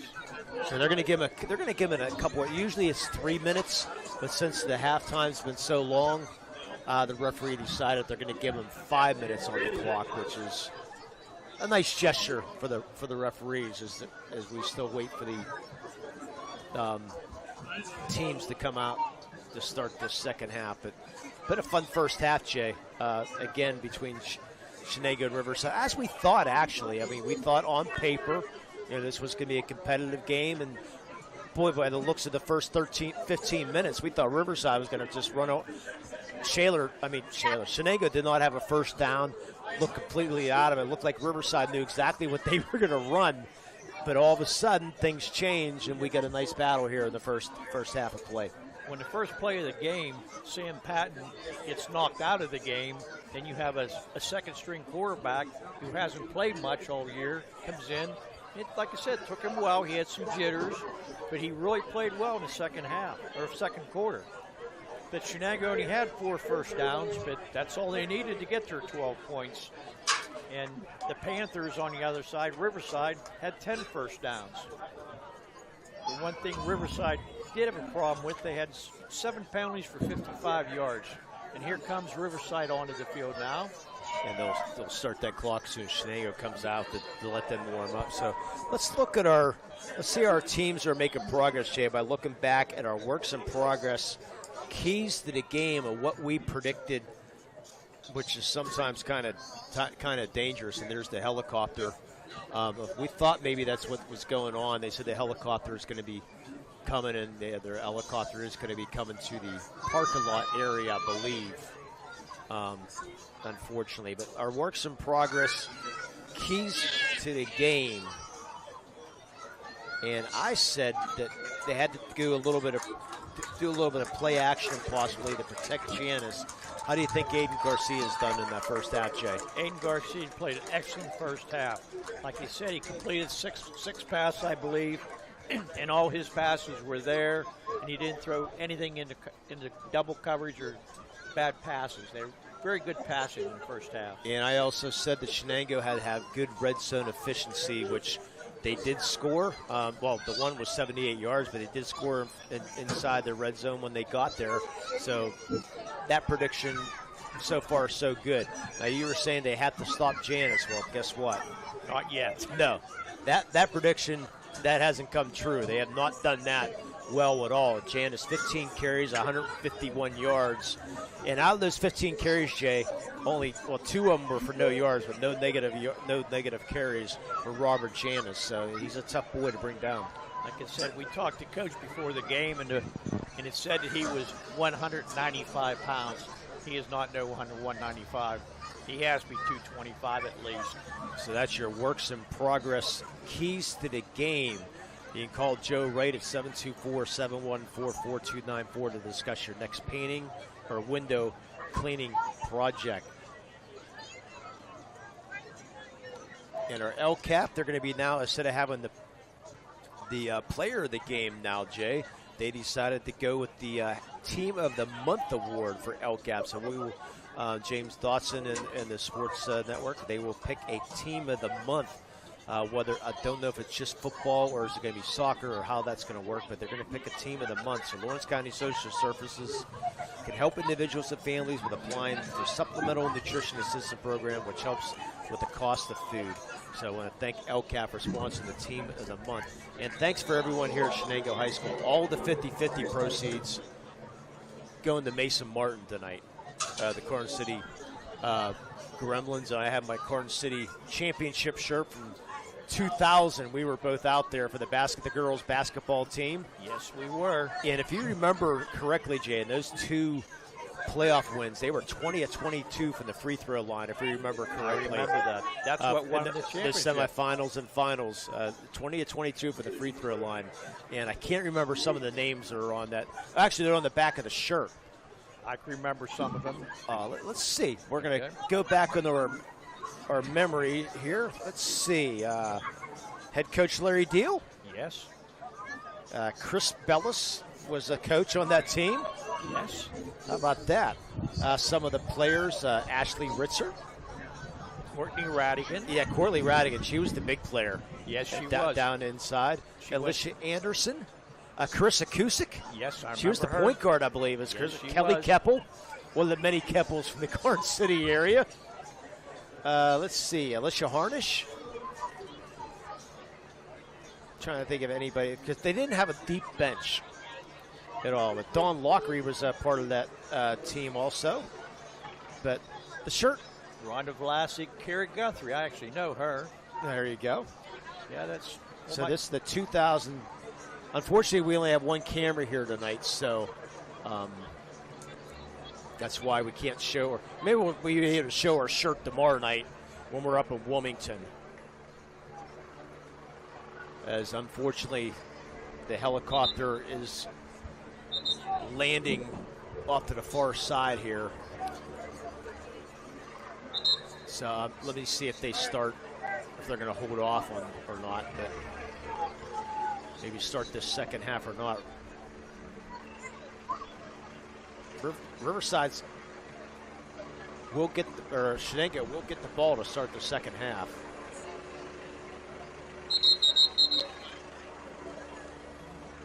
And they're going to wipe off the rest of the time. Yeah, I think they're going to let the helicopter land and get situated. That's what I can't pronounce Denise's last name here from Shenango High School. So, as she said, they needed all those lights, the fire trucks, ambulances, all the lights flashing so they could see where the helicopter could see where they need to land. So, I think head coach James Graham sort of think, hey, let's just wait a few minutes. Let's get things taken care of, and before we start this second half. So, how about a couple famous? I couldn't find the Riverside famous athletes, but the most famous athlete I think for Shenango High School, I think you might recognize the one that the baseball field's named after here, Shenango High School, the coach of the 1979 Pittsburgh Pirates, Mr. Chuck Tanner. I forgot about that. Yes, from Shenango High School. He was a three-sport athlete here at Shenango. Actually, his restaurant was right down the road. And this one, I know you're going to recognize when I'll give you a couple hints. You might get, might not, but he was a point guard for the Akron Zips back in 2010. I'm afraid I'm not going to know that one. As soon as I say the name, you're gonna remember it. Mr. Steve McNeese. Oh yes, I remember that. The point guard here from Shenango, one of the famous graduates here from Shenango High School. I remember watching him play back in high school. Him and Kevin Covert doing battle at times. But yeah, Steve McNeese was a fun point guard to watch here. A couple of famous athletes from Shenango High School. Like well, actually, yeah, Chuck Tanner was an athlete also. Anyway, we get ready. We made our way through about a 40-minute halftime as we get ready to start the second half. Riverside leading Shenango Wildcats 19-12. And I think our 50-50, Jay, the Chauncey toss is going to happen because I don't think we have the right cover. Oh. As we start the second half, ball taken at the 23-yard line. Getting the sideline. That's Trayton Ross. Still going. Drugged down at the 23-yard line. Trayton Ross put Shenango in business. What a way to start a second half. Trey Ross, the sophomore, showed that jet he has. Oh, the play clock's not working now. Oh, good. Oh, they'll keep that on the. Had that happen the other night too. Yep. Not here, but. So first down and 10. Play clock will be kept on the field. First down at the 25-yard line for the Shenango Wildcats. So instead of looking at the clock, players are going to have to look at that back judge now. Myers in shotgun formation. Back to pass. Looking. It's going to tuck and run. They'll still get a yard. Good job by Sam Myers hanging on to the ball. Tackled by number 64, Frankie Kriegs. Yeah, Kriegish. Yeah, Frankie Kriegish, part of the basketball team at Riverside. Bring up second down and 9. First time I mentioned his name tonight. Yeah, it is. Other than the starting offensive defensive line. To bring down second and 9. Patton in that shotgun. Albertini slides off to his left.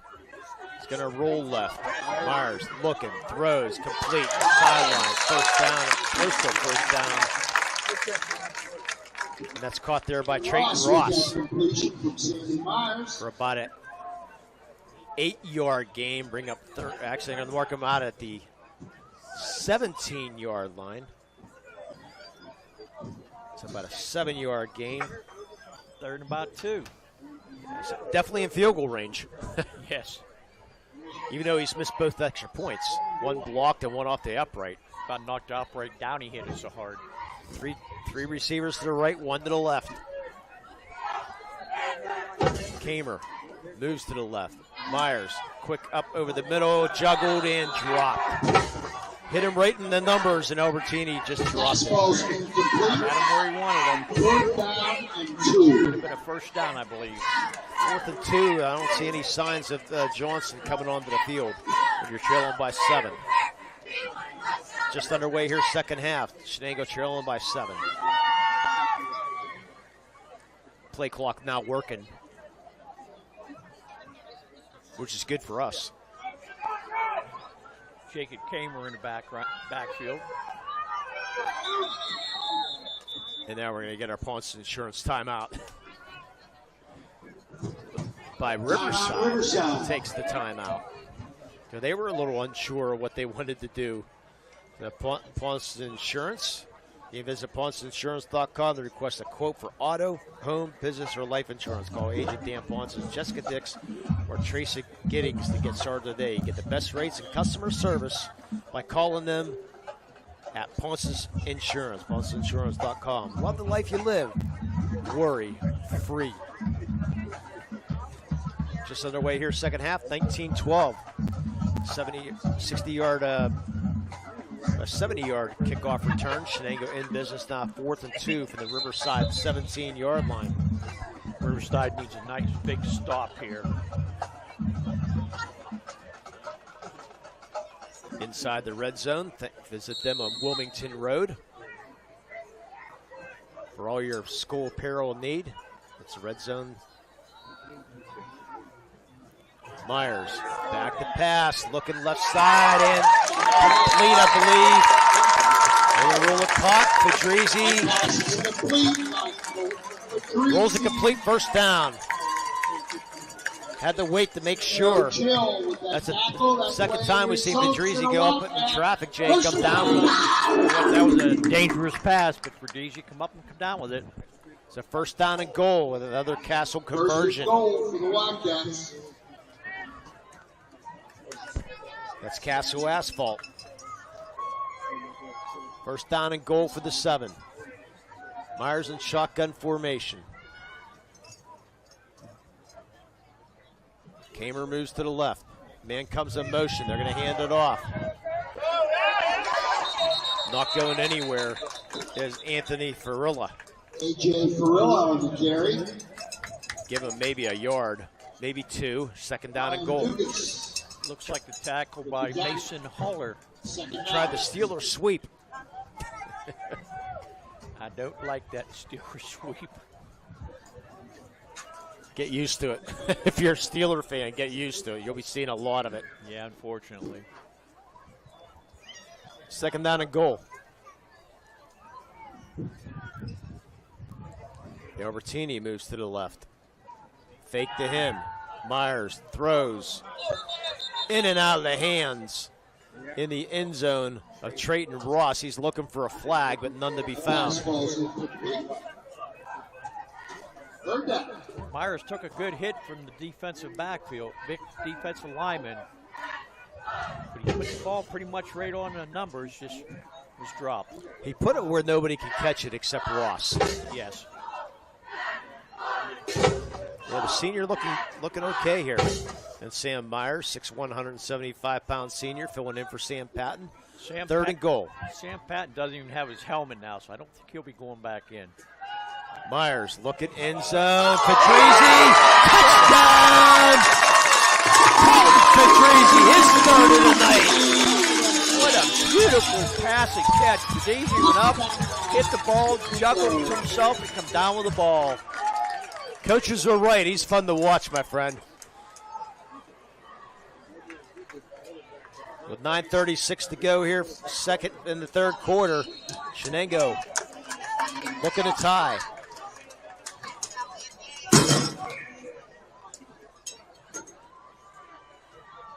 High snap. It's going to change everything, and Riverside's going to stop. 3 missed extra points here for the Shenango Wildcats with one of the better field goal kickers in the WPIL. High snap. We'll take a 30-second break. You're watching high school football here in the Lawrence County Sports Network, powered by LCAP. Riverside 19, Shenango 18.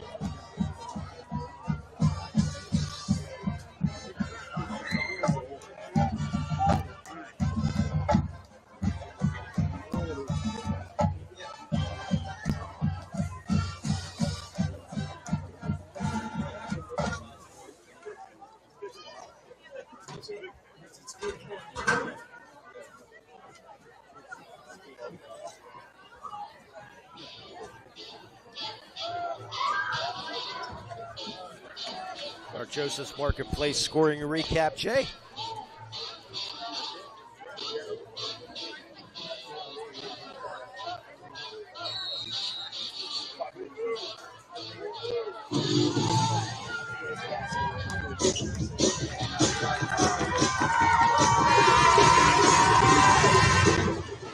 We have a 19-18 game as that kick's going to go out of bounds, and I'm sure Riverside's going to take the ball at the 40-yard line. Yeah. With Johnson's leg? Nah. The next one will probably be in the end zone. Yeah, you definitely want to take, at least if I'm a coach, I'm taking the ball, at the 35-yard line, first down. They kick off at the 40, but they'll take the ball at the 35. 19-18 Riverside. 5 missed extra points here tonight. And they're all kicked too. A lot of teams don't have an extra point kicker. Yeah. But these teams both have look like pretty good kickers. And especially Shenango with Johnson. Yes. Well, you have to have a good snap to get a good kickoff. Yeah, unfortunately they didn't have it that time. It's a first down and 10 for Riverside. Janice trying to get some room, finds his way and fights for 4. Remember, he had 15 carries for 151 yards in the first half. He had 27 carries last week, Jay. He's on pace for that.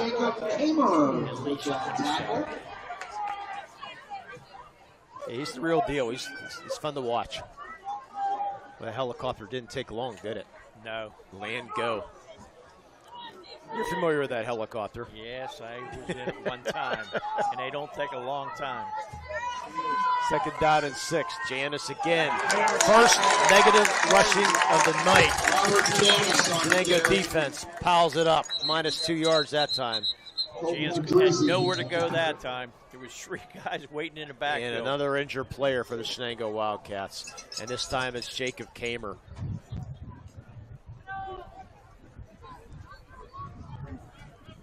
He was grabbing a knee. And hopefully it's not it, but Jacob Kamer.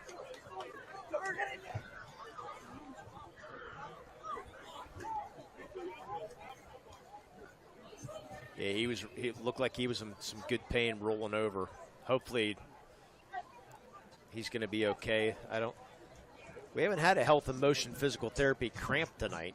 I don't think we're going to get them. Yeah. Just cool enough. It's a beautiful evening. Just cool enough. Yeah, there's no referral needed to visit Health and Motion Physical Therapy. You can come in for a 15-minute consultation and save those unnecessary trips to the doctor's offices. Don't wait months to start feeling better. Notice a difference after your first visit. Call 724-656. Excuse me, 724-856-3683. It's 724-856-3683, and they'll get you in the office within 48 hours. At the end of the game, we'll have our Melee Chiropractic play of the game. And our MVP player of the game, which, boy, we're going to have our hands full tonight. We have a lot of people in the press box tonight. We might have to take a poll here tonight who our player of the game might be tonight. Of course, we have a long way to go yet with 8:52 to go here, third quarter.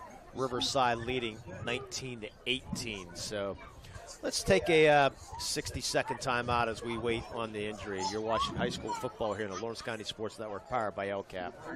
For more than 120 years, people have relied on Martindale Hubbell's preeminent rating to select their attorneys.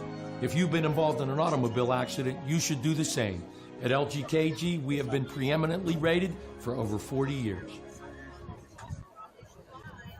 Don't get left out to dry. Call the Penn Ohio Bottled Water Company for the fastest and most efficient bottled water delivery service in the area. Penn Ohio offers bottled water ranging from 16.9-ounce bottles to 5-gallon jugs. Perfect for your next event or office water cooler system. Also, don't forget to ask about their custom labeling options. Visit PennOhioBottledWater.com for more information and to get a quote on their delivery services. Whether it's at home, in the office, or on the sidelines, Penn Ohio has you covered.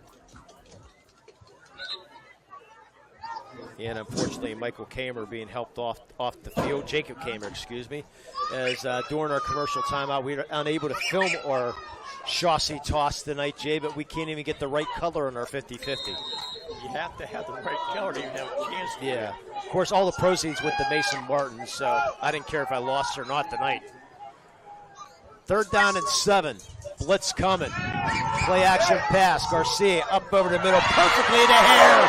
And there he goes. 62 yards. Zach Hare, touchdown.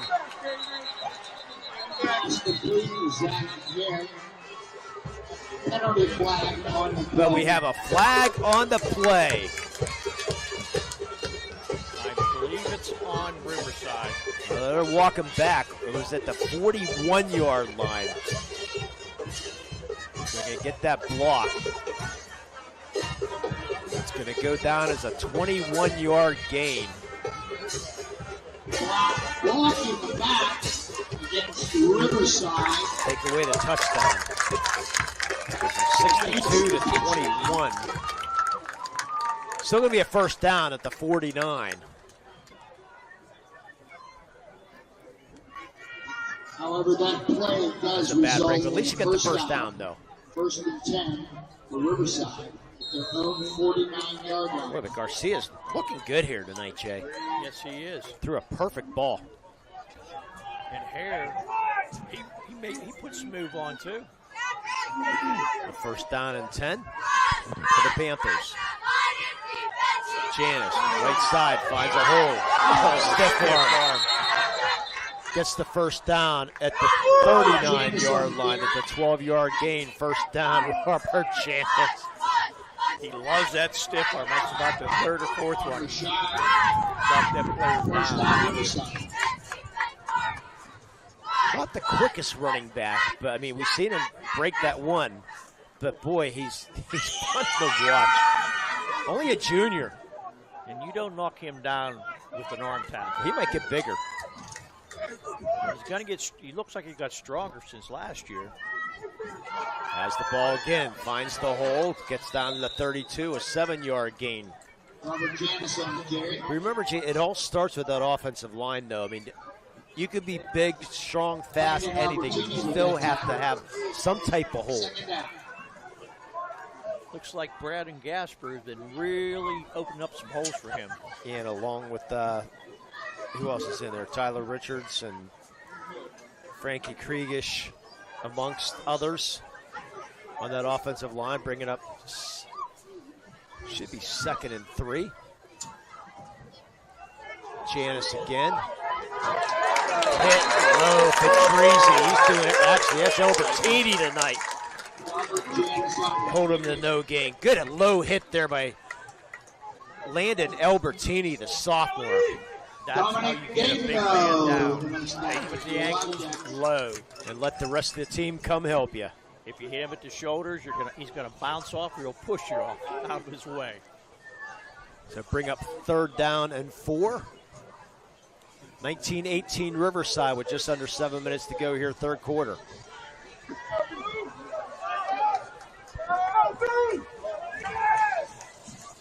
And comes in motion. Pitch to Janice in the backfield. They miss him.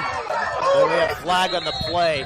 That's going to come back. And back in the play. Anthony Ferrilla, Jay, just blew up that play. We talked about him with our newbie player, Mr. Ferrilla. He's the one that caused that hold right there. Tell you what, he broke in, and the only thing he do is hold him, and still didn't get Janice to get outside. So that'll be a 10-yard penalty, not from the spot of the foul, but from the line of scrimmage. We'll emphasize that maybe one more week, and then I think people will get used to the new rule. I'm flip-flopping back and forth if I like it or not. That's going to bring up third down in about 14 now. Garcia, fake to Janis, looking deep, throws it, and it's going to be incomplete. Great pressure in the backfield caused Garcia to throw that ball a little short. And that was Blaze Dando, the 6', 225-pound junior.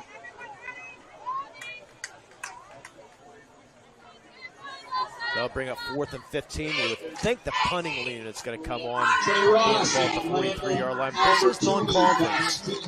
So I don't see no punter coming on. Well, remember, Janis did the punting the last time. Yes. And there he is. Okay. Robert Janis.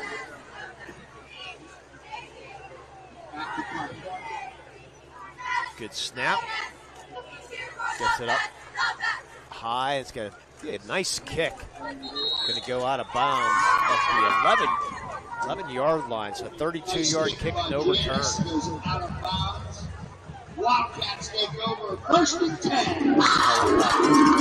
Getting ready to take off here from Shenango High School. 6:10 to go here, third quarter, 19-18. A good battle between Shenango and Riverside. Sam Myers doing a really nice job filling in for the injured Sam Patton. I know Patton wanted to come back in, but with no helmet, you're not getting back in.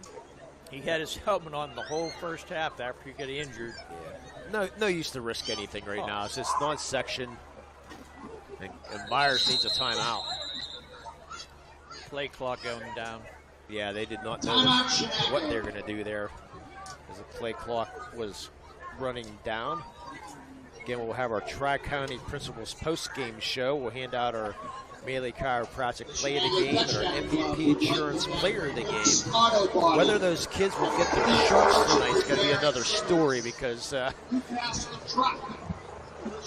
with only 3 people in the press box, it's going to be tough to be able to get that done here tonight. Actually, I like Rob's idea. Just throw for the press box. Hey, Cole, here's your shirt. Take your own picture and send it to Dotson. Elk Cup Sports. Not a bad idea. And helicopter will take off. Remember the old days, that would be John Fedko flying over. Yes. The Fedko zone. The first down and 10 for the Shenango Wildcats, trailing by 1. Myers looking deep. There he is, has a man open. It's thrown short, intercepted. Aiden Garcia picks it off at the 30, gets down to the 38-yard line. He had Trayton Ross breaking, but well underthrown. Aiden Garcia had a nice interception, another turnover, another Medora Bonner Law turnover. Looked like he had a man in his face when he left that ball loose, and I don't think he couldn't get it all on that ball, please, on his back foot. Medora Bonner Law, they have a local firm with deep ties in the community. You can visit them at MedoraBonnerLaw.com to see how they can serve you. Very good, Lee. Thank you. Third time's a charm. At least something else didn't come out. First down and 10 at 38. Garcia fakes to Janis, but trying to get outside, nowhere, and close to a extracurricular there, but minus 2 yards. They're going to say to clock the move. Why is that? Because they said he was stopped before progress from going out of bounds. Sort of like the NFL, which I don't like that rule at all. No. But, I mean, you pushed him out of bounds, but they said the forward progress was stopped while he was in bounds, so that's why he continued to clock at 5:45 to go here, third quarter. Riverside leading 19-18 over to Shenango Wildcats. When Shenango coach pulled the player off the Riverside player, or else we might have had a 15-yard penalty. Janice, inside handoff. About a Robert Janice on the four-yard carry. gain there. Brought down by Fedrizzi, who's Colton done a little bit of everything here Fedrizzi with a tonight. nice tackle for the Wildcats. He's done quite a bit tonight.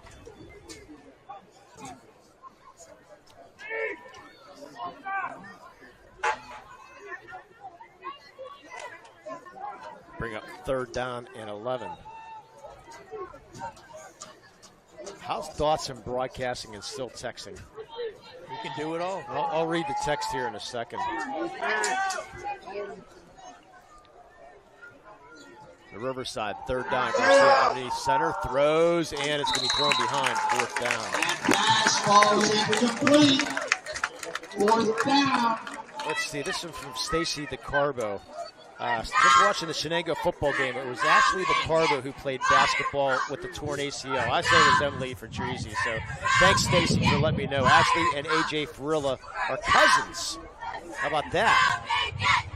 So she says she knows she's a typical mother, but just wanted to let your announcers know. So appreciate that, Stacy. I was thinking it was Emily because the coaches actually said she. If you remember, when the coaches said it was Fedrizzi, but it was Ashley. That's right. So appreciate the input.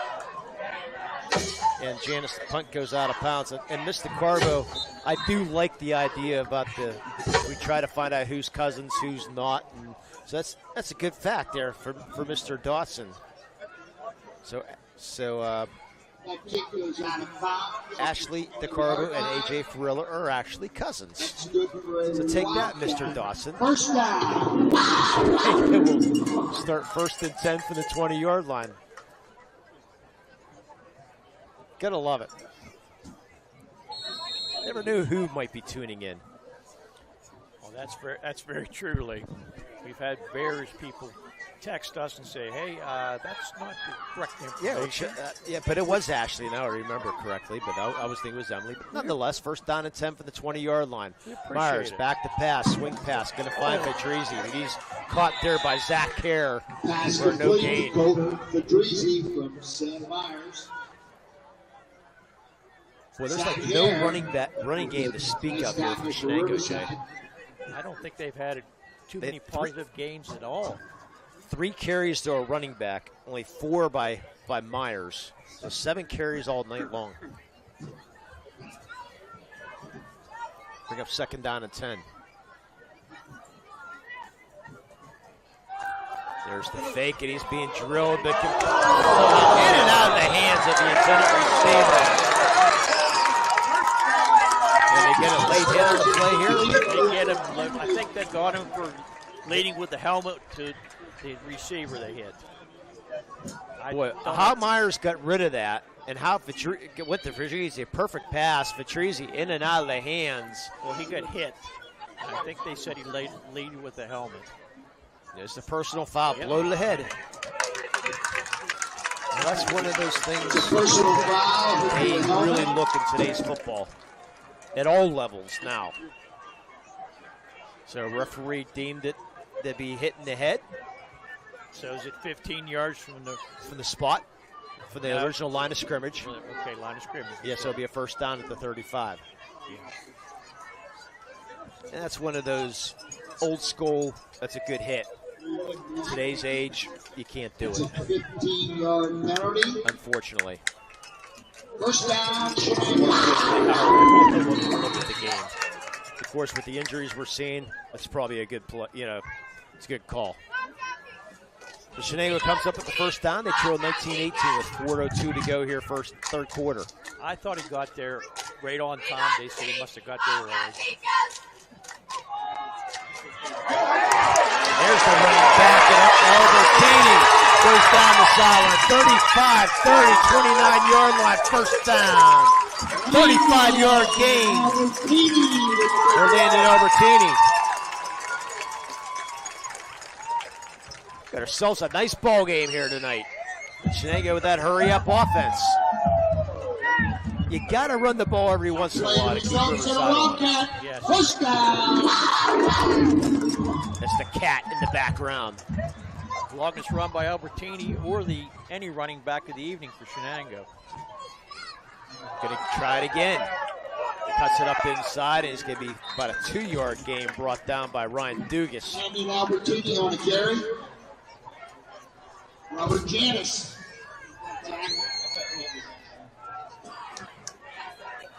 Second down and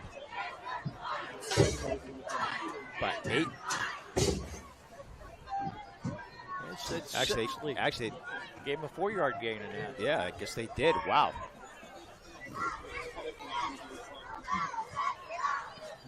Second down, about 6. Fake handoff. Myers fakes up over the middle, trying to get outside, cuts it back inside. He's hit and brought down for about a 2-yard gain. He was looking up over the middle, Jay, but nothing there. Tuck and run. Smart move. Bring up about a 3rd down and a long 4 with 2:30 to go here, 3rd quarter. Yeah, I don't think I'll be calling in the high school sports show tonight. I don't think it'll be done by 11 o'clock. Myers hands it off to Albertini, who gets hit. Going to be short of the 1st down by a couple yards. Let's see if they put Johnston in. We know he's got the range. I say give him a chance. Looks like Zach Hare made that hit. I say let him kick it from 40. Oh, I agree. But that's why we're up here. Coach Graham says, shut up. Yeah. I don't want to hear you. I'm the coach. Yeah. We're not going for 40-yard field goal. We're going to go for it in fourth and about 3. I look for a pass here in this situation. He jumped. Was he offside? No, he wasn't. Play clock down to 5, down to 3. They get it off. Swing pass, Albertini going to be close to cover the ball. And that's going to prevent him for the 4th, get the 1st down. He was fighting for the 1st down. He was close to it, but then the ball popped out. Shenango able to fall on it, but that's going to prevent them from getting the 1st down, unless they blew the play dead. We have a player down in the field. And we got a player hurt again for Shenango. So what we can tell is a turnover on downs, and Riverside's going to hold.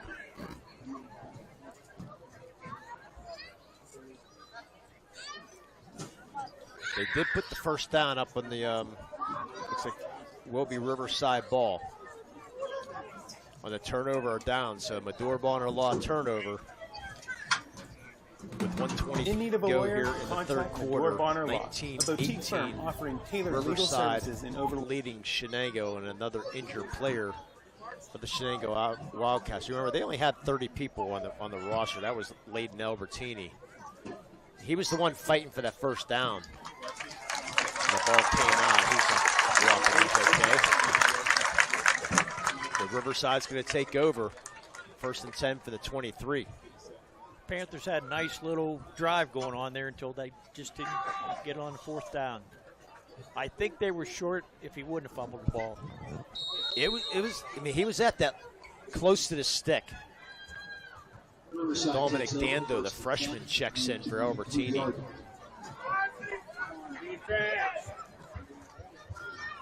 And not a lot of seniors on this Shenango team.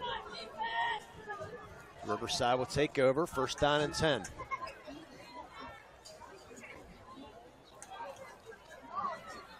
Outside handoff, and there he goes. Finds the corner, 30, 35, 40. Still on his feet, the 50, 40. Still on his feet, out of bounds. And a nice run by Brady Newman. Out of bounds at the 36-yard line. That's 41 yards for Newman, 1st down.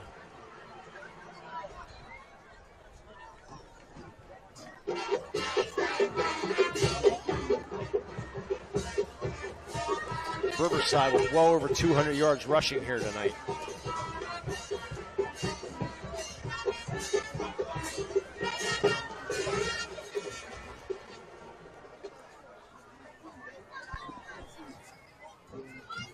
Janis, both hands on the ball. Shenango ball.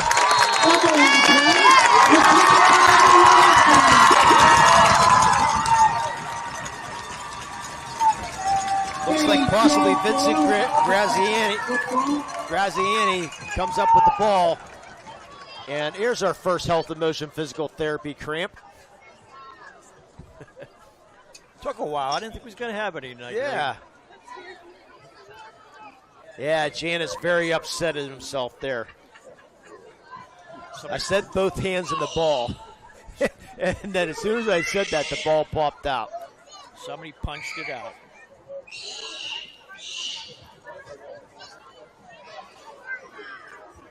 Does the ref have a cramp? Oh, he must have got a shoe. No, he just tied his.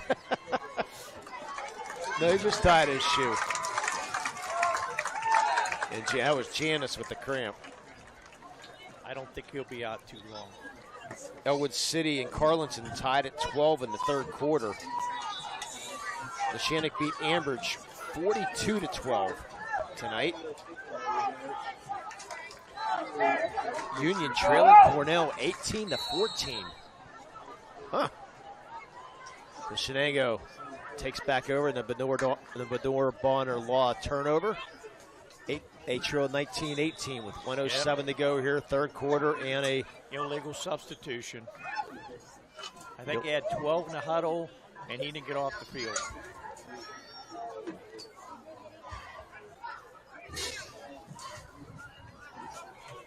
Yep, there it is. Seen that 3 times tonight. Yeah, watch the kid come on, and they push the ball and get out the off. Too late.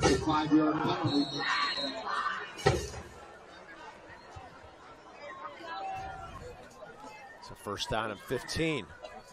Meyer back to pass. He's pressured and then throws it away. And that might, they're going to say incomplete. That pass falls incomplete. Second down. Bring up second down and 15.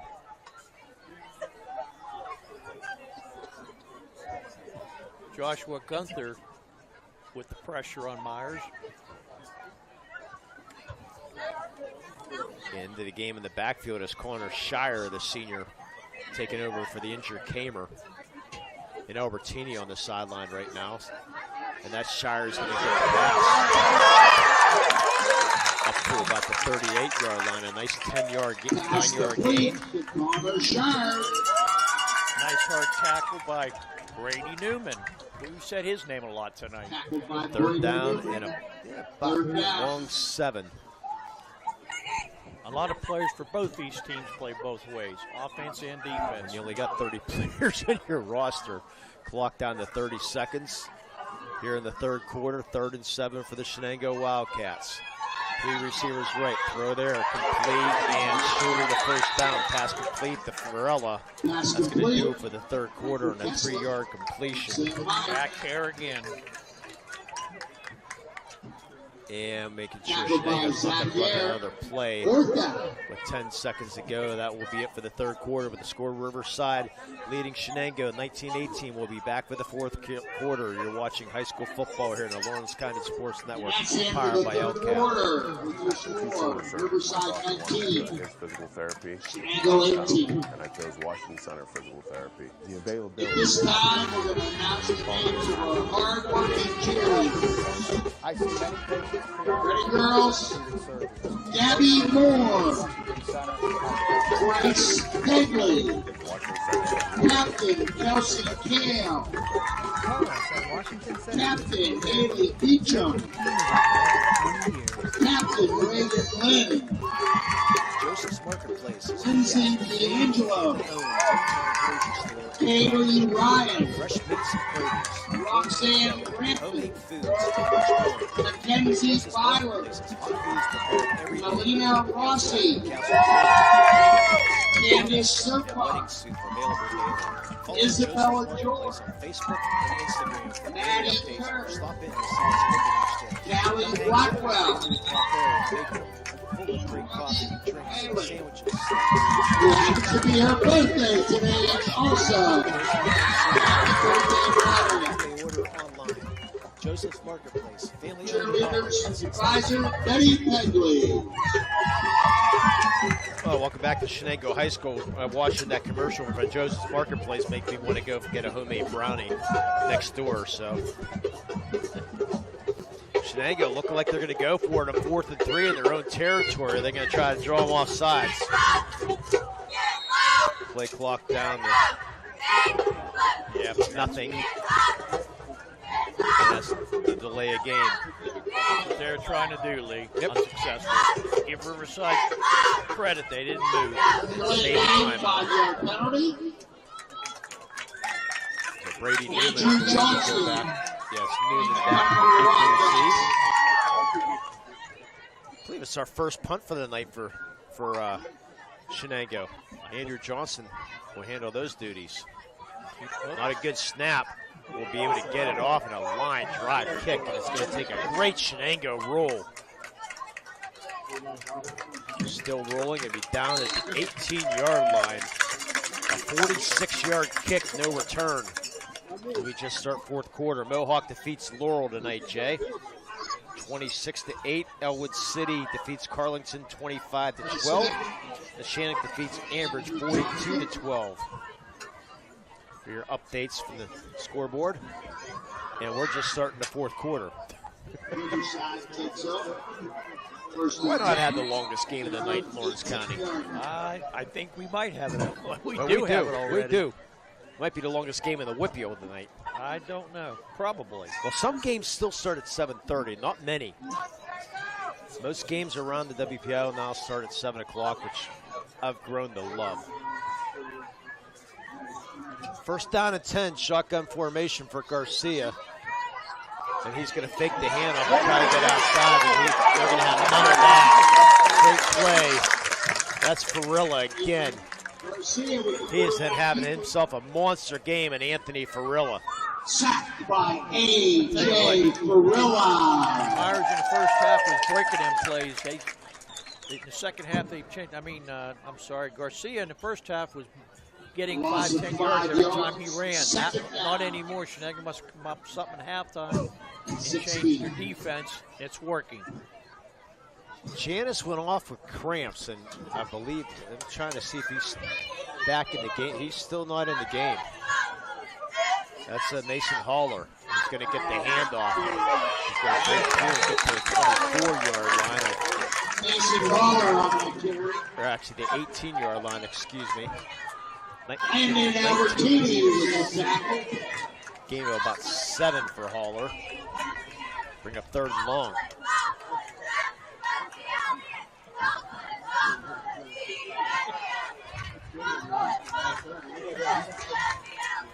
Yeah, Janice is standing on the sideline with the helmet off right now. Taking a break. 3rd down and 11 from the 19-yard line. Garcia hands it off to Haller. He's brought down. Albertini brings him down for a short gain. It'll be 4th and long. The Shenango defense holds again, Jay. Tell you what, Dave. I don't know what they come up with at halftime, but they really changed their defense. It's now working. Big opportunity here. With Trayton Ross back to receive. Janice is the punter, and he's going to come in to punt.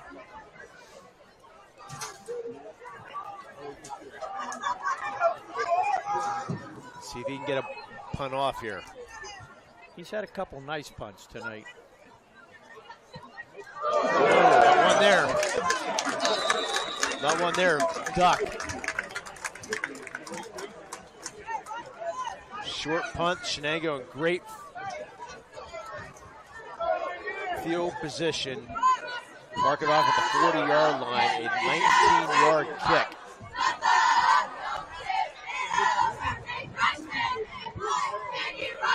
Nice to see Rob tune in on the cheerleaders, Riverside and Shenango Wildcats doing a cheer by themselves together. How about that?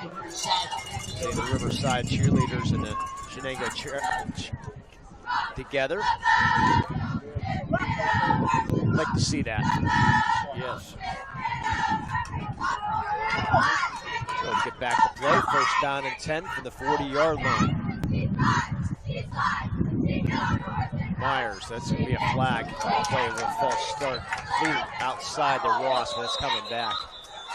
Pass complete to Trey Ross. Varsity marks him out bounds. Get somebody moving early for Shenango. You bring up 1st and 15. It feels like it's the first week of the season with all these penalties, Jay.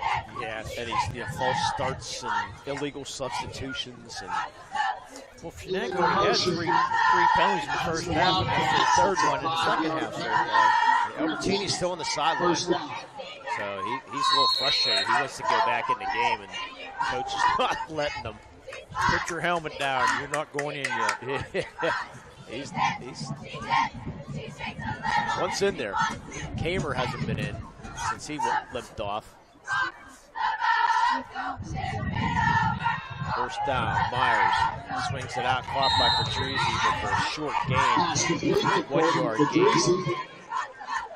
Tackled by Mason Haller. Yeah, I forgot to mention when Jake Kamer went off, Jay. His brother Tyler is playing junior college ball in Florida at Chipola College. If you're going to go get recruited, go to Florida, especially for baseball.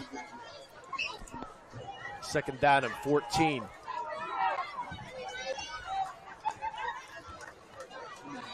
Blitz coming, in trouble, and he's caught, sacked. The big boy, that's Brandon Gasper, just unloaded. Wow. Surprised you get up from that hit. In the NFL, that might have been a penalty because he caught him up near the head area. I mean, near the shoulder area. Of course, in the NFL, you never know what the heck's. Yeah, they change it from week to week, I swear. You mean play to play? Yeah. They're down and long. Double reverse, Flea Ficker, wide open, Patrizi catches it and bounds. First down, if it stands. There's a penalty, but I believe it's on the defense. That's my guess. Pull out the flea flicker. 30-yard gain. Patrizi having himself a field day tonight. Penalty flag was for pass interference. Defensive pass interference on Joe Chill. That play results in a lot. Back in the red zone, another Castle conversion. Fun game to watch here tonight for any football fan. 7:45 to go here, fourth quarter. Shenango trails by 1, 19-18. First down and 10, they're in the red zone. Inside handoff, that's Shire. Not going anywhere, the big boy has it. Along with Jaden Phillips. Short gain of 1.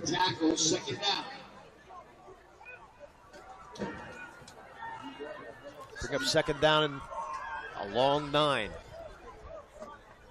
Jacob Kamer still has his helmet on, but I don't think he's going to be going back in. You know, Albertini wants to, but there's no way he's doing it. They didn't like the way he fell when Myers to Shire. Nice inside move down to the 20 to 5. Shire fights his way down to the 1 yard line. First and goal. Great play by Connor Shire.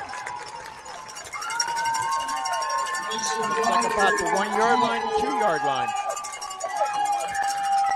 It's first and goal, that's for sure. Beautiful run by Shire. Results in a Wildcat. Michael Kessler checks in for the Wildcats. So from the 2 yard line, first and goal.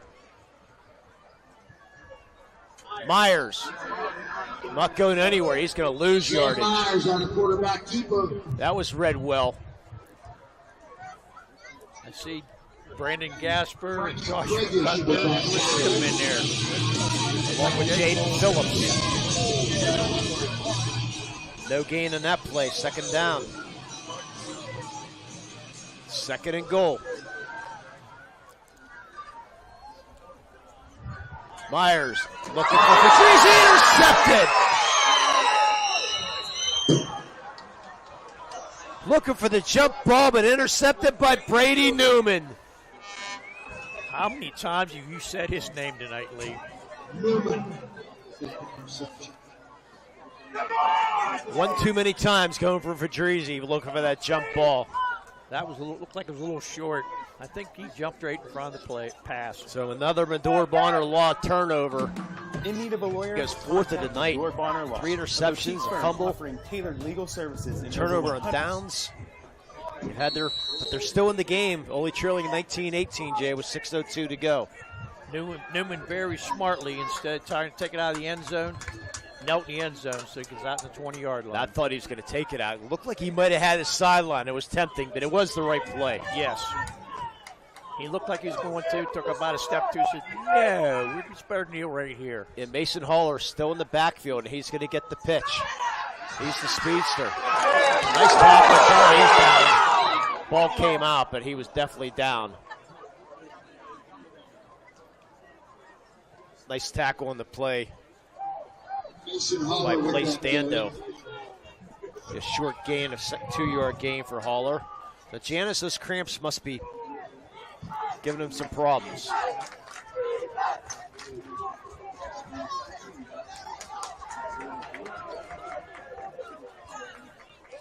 He's standing on the sideline with the helmet off. Came in to punt, but wasn't a good punt. A second down, and they gave him 3 yards, second down and 7. Shotgun formation for Garcia. Movement. Popcorn flags come out. Illegal procedure. It's going to be a false start on Riverside. Chilly. Yeah. There's what my man, Mr. Matau, puts the sweatshirt on. He said that on for about 10 minutes. Yeah. Mine's back here. I think it's coming on real quick. Now, we're shielded a little bit with the. He's staying in front of the open window with the camera. Yeah, you're sitting in front of. I'm shielded a little bit. Oh, thank you, Rob. He takes care of us. He cooks. He produces. He runs camera. We won't tell his girlfriend though. Second down and 12. Looks like a blitz coming now. They back out of it. Garcia. Nowhere to go. Guess who's in the backfield again? Anthony Ferrilla. Well, we got our money's worth out of that newbie pick, Jay. Yes, we did. The sophomore from the freshman from last year starting this year. The newbie technology at Health and Motion Physical Therapy. We're looking for a new player to bust on the scene. We hit it perfectly with Anthony Ferrilla, bringing up 3rd and long. Yeah, this offense missing Janice right now.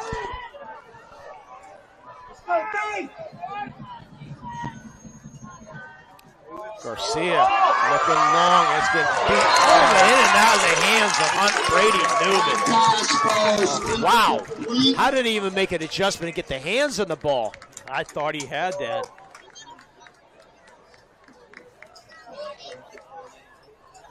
They bring up 4th and long. Janice is going to have to come out and do the punting. 4th down and 13. Again, Shenango defense holds with 4:01 to go here, 4th quarter. Riverside trail with a 19-18 lead. And it looks like Kiefer's going to have to do the punting, Jay. Miguel Kiefer. Janice leg must be bothering him too much, and Kiefer's going to have to do the punting.